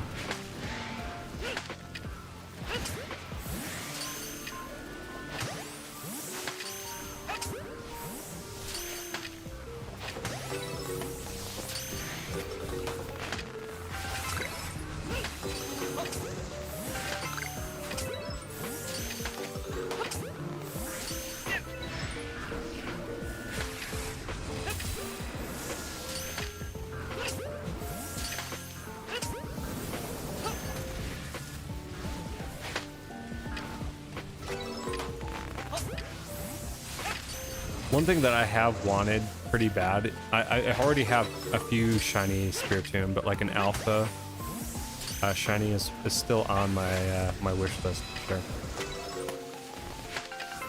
Saved at the Abra and did save again, so I can go back and check. Awesome.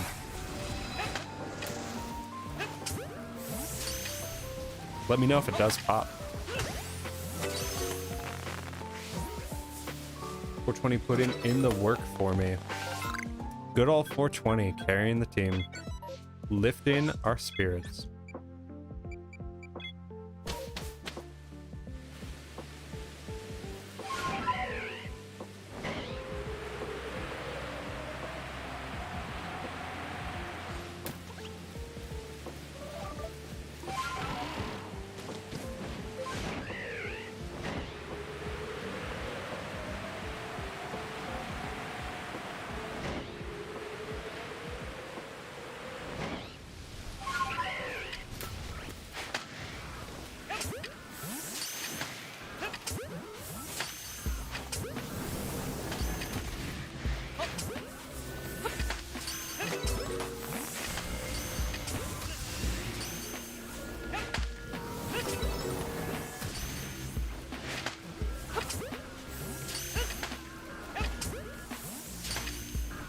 Saving fortune chart outbreak after I caught Abra.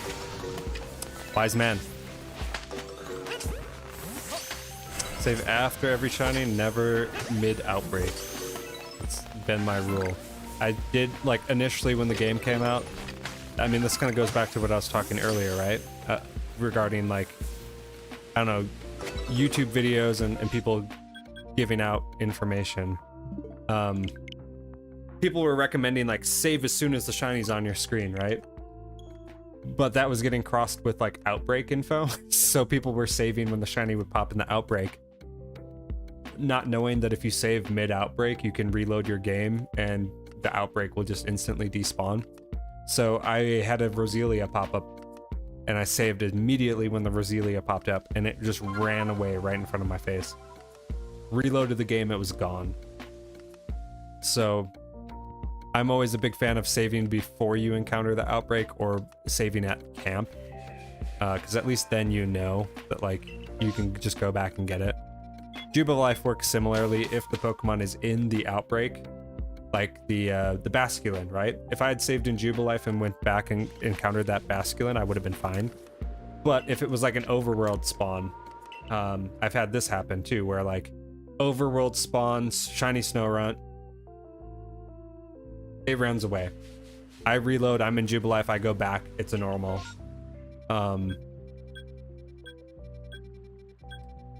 Speaking of Roselia.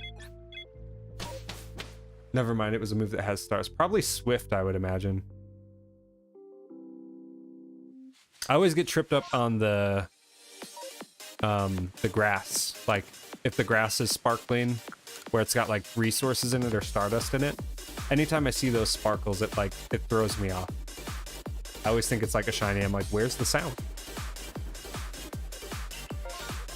This is what I want.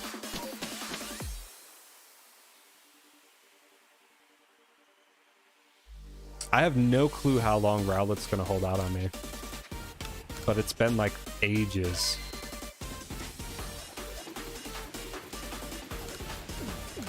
It can't be much longer.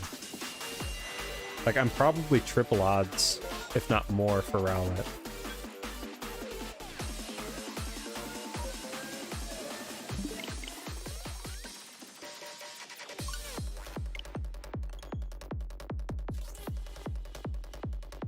We're in overtime for Rowlett right now.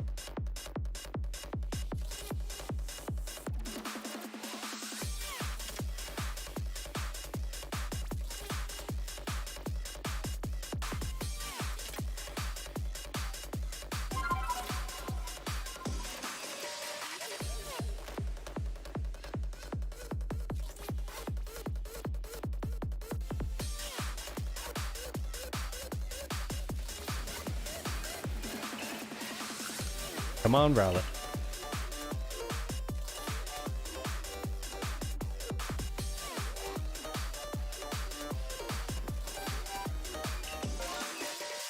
Ooh, Eevee, though. Definitely gonna check the Eevee. This is like the first time I've seen an Eevee in a very, very, very long time. Saving at the camp. Gotta make sure. I already have, like, where it is memorized, but out of habit, I'll flag it.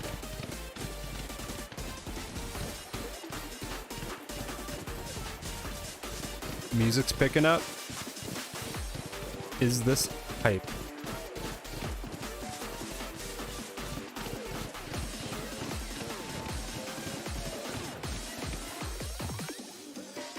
I curse you with 2 shiny Eevee fails. Don't you put that juju on me. Don't you put that bad juju on me.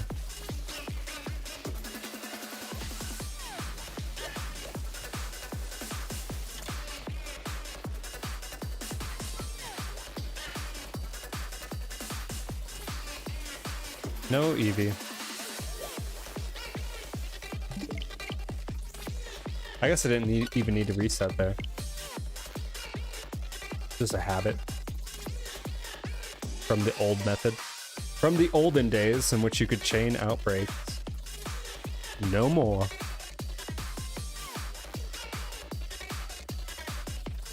That was a worthwhile distraction though. Would have been super hype if we got a shiny Eevee. I'm still holding out for a shiny Alpha Eevee. And if I get one, it would probably turn into a Espeon. Oh, that's definitely my favorite evolution in terms of shininess. Umbreon is a close second. Those two are my favorites, though. I just want an Alabaster mass outbreak. What is the Pokemon they're trying to go for there? Are you trying to get Oshawott? I'm all about those Highlands ones. I gotta get that green bird. Zorua. Yeah. Those can pop in regular ones too, so hopefully you get it soon. If not, I will trade you a shiny Zorua. If you would so choose, I will leave it up to you. There's a Rowlett.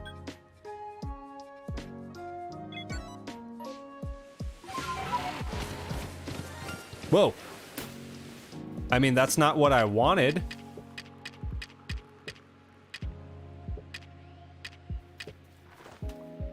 It's a shiny. I'll take it. Overworld spawn too. No way. Another shiny. We take them. And now we're on our way to Rowlett.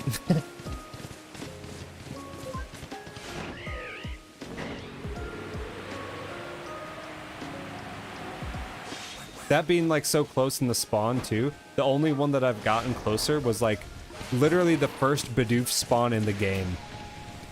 Not like my first encounter ever, but just that one that's closest to the professor.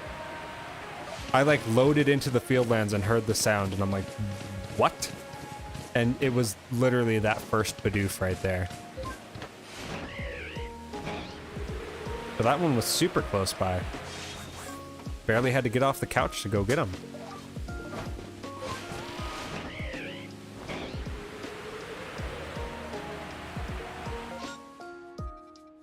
Okay, these guys are just right around the corner here.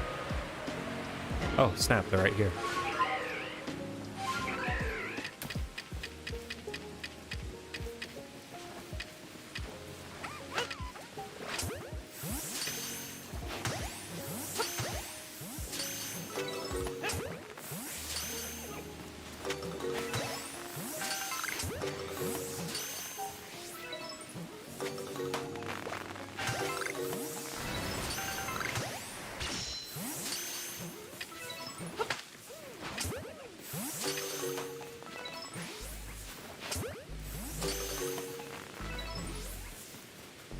I see you.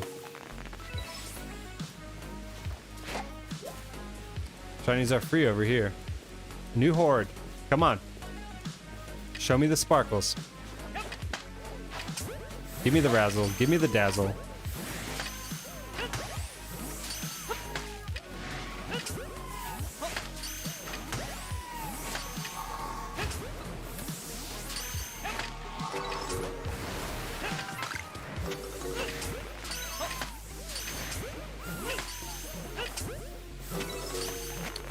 I'm not feeling confident.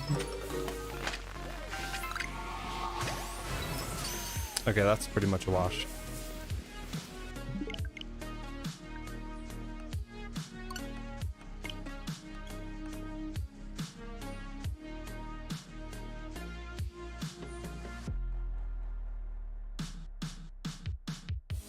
Want like one more good Rowlett encounter.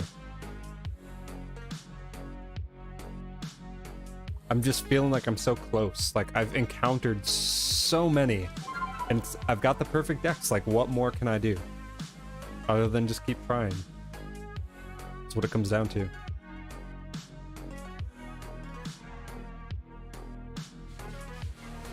Got that Luxio though. That was insane.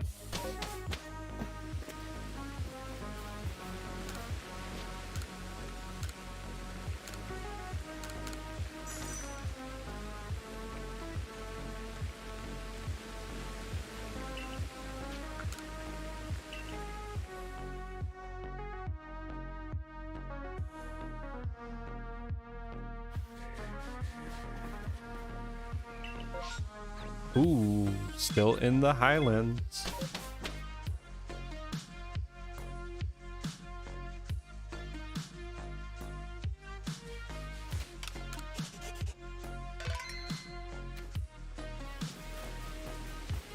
Did waste some berries on Luxio, but that's fine. Feel that's a fair trade. Here we go. 3 spawns. This is where I will end it.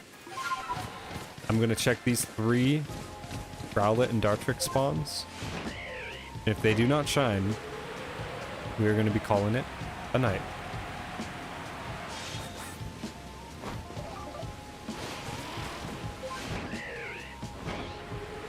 Absolutely fantastic stream again, guys. Appreciate you for both being here. Got some shinies, had some fun. Talked about wrestling.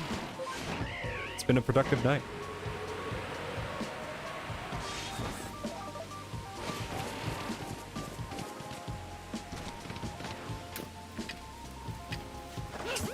Come here, Greenbird. Think Greenbird thoughts.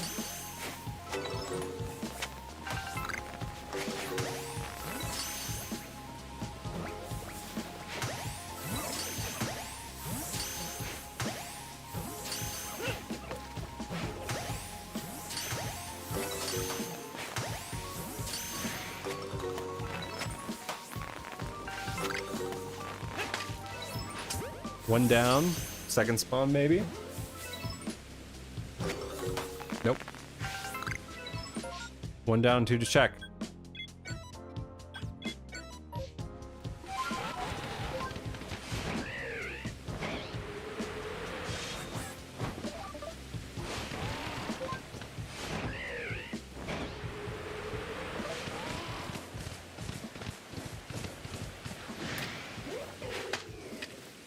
Do our outbreak I saved in case of shiny.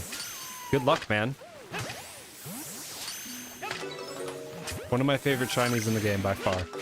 Why dude, I hunt it prolifically. Anytime I see a Zuru, I check it.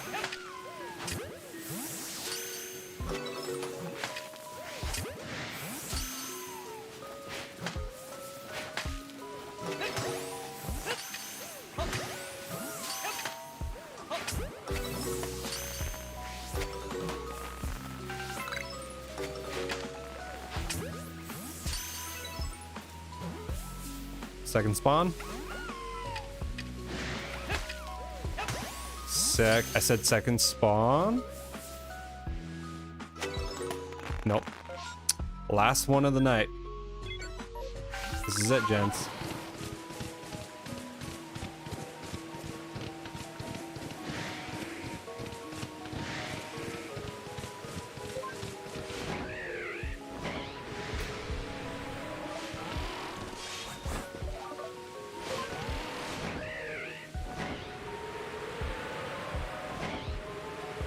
No shiny Magnezone.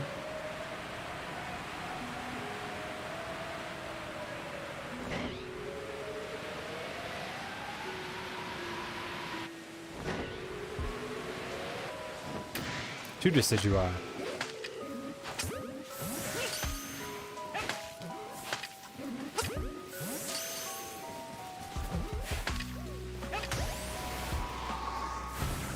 And they do not want to go in.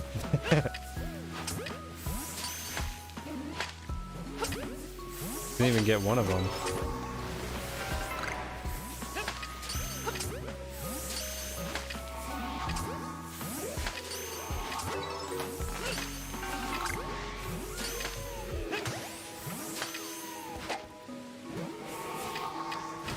Oh, that's a new one. Why are there so many Decidueye here?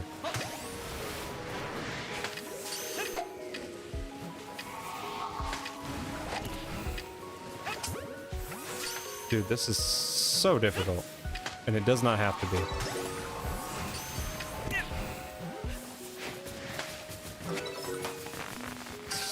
Stop, dude.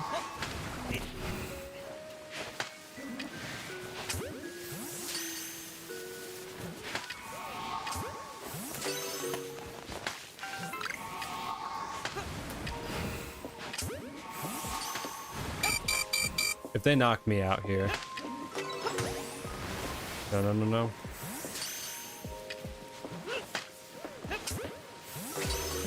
Okay. Second wave.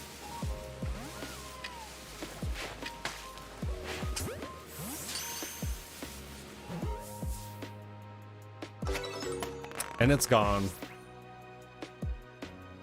Well, all right.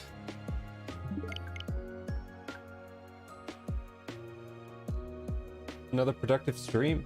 Thank you guys so much again for being here, showing support, for subscribing, of course. I'm definitely not the type that will ask for subscriptions, but I hope the content speaks for itself. Hope that you guys had a great night with me, shiny hunting, just hanging out, talking Pokemon, talking wrestling. I do not know if I will be streaming the next 2 days or not. I want to keep a good pacing of it, though I also don't want to get burnt out and do it like all week. So I may be instead doing some guitar work and some guitar repair work that I need to do, that I've been waiting to do. Got some parts that I'm going to be swapping in the like. Also want to make sure I'm spending good time with the wifey too. So we'll see. It's going to be more so dependent on if my wife falls asleep really early tomorrow night or not. If she does, then maybe I'll pop on stream for a little bit. And but I doubt that there'll be like anything like scheduled tomorrow or Tuesday. Wednesday is when I'm kicking off Breath of the Wild and doing playthroughs of that weekly. Thursday is when I'm going to be kicking off Pokemon Coliseum and playing that. And then Friday I will be doing more Kirby. So definitely catch me at those times. Those are all scheduled on the stream itself. If you're subbed up, you'll get the notifications. Feel free to pop into the description, check the social links if you would like. I'll be posting daily on Instagram. I do have my Discord active as well. So people have been putting in trade requests and hitting me up with their shinies in there. So again, thank you guys for being here. I appreciate you. Can't wait to see you in the next one. Take care.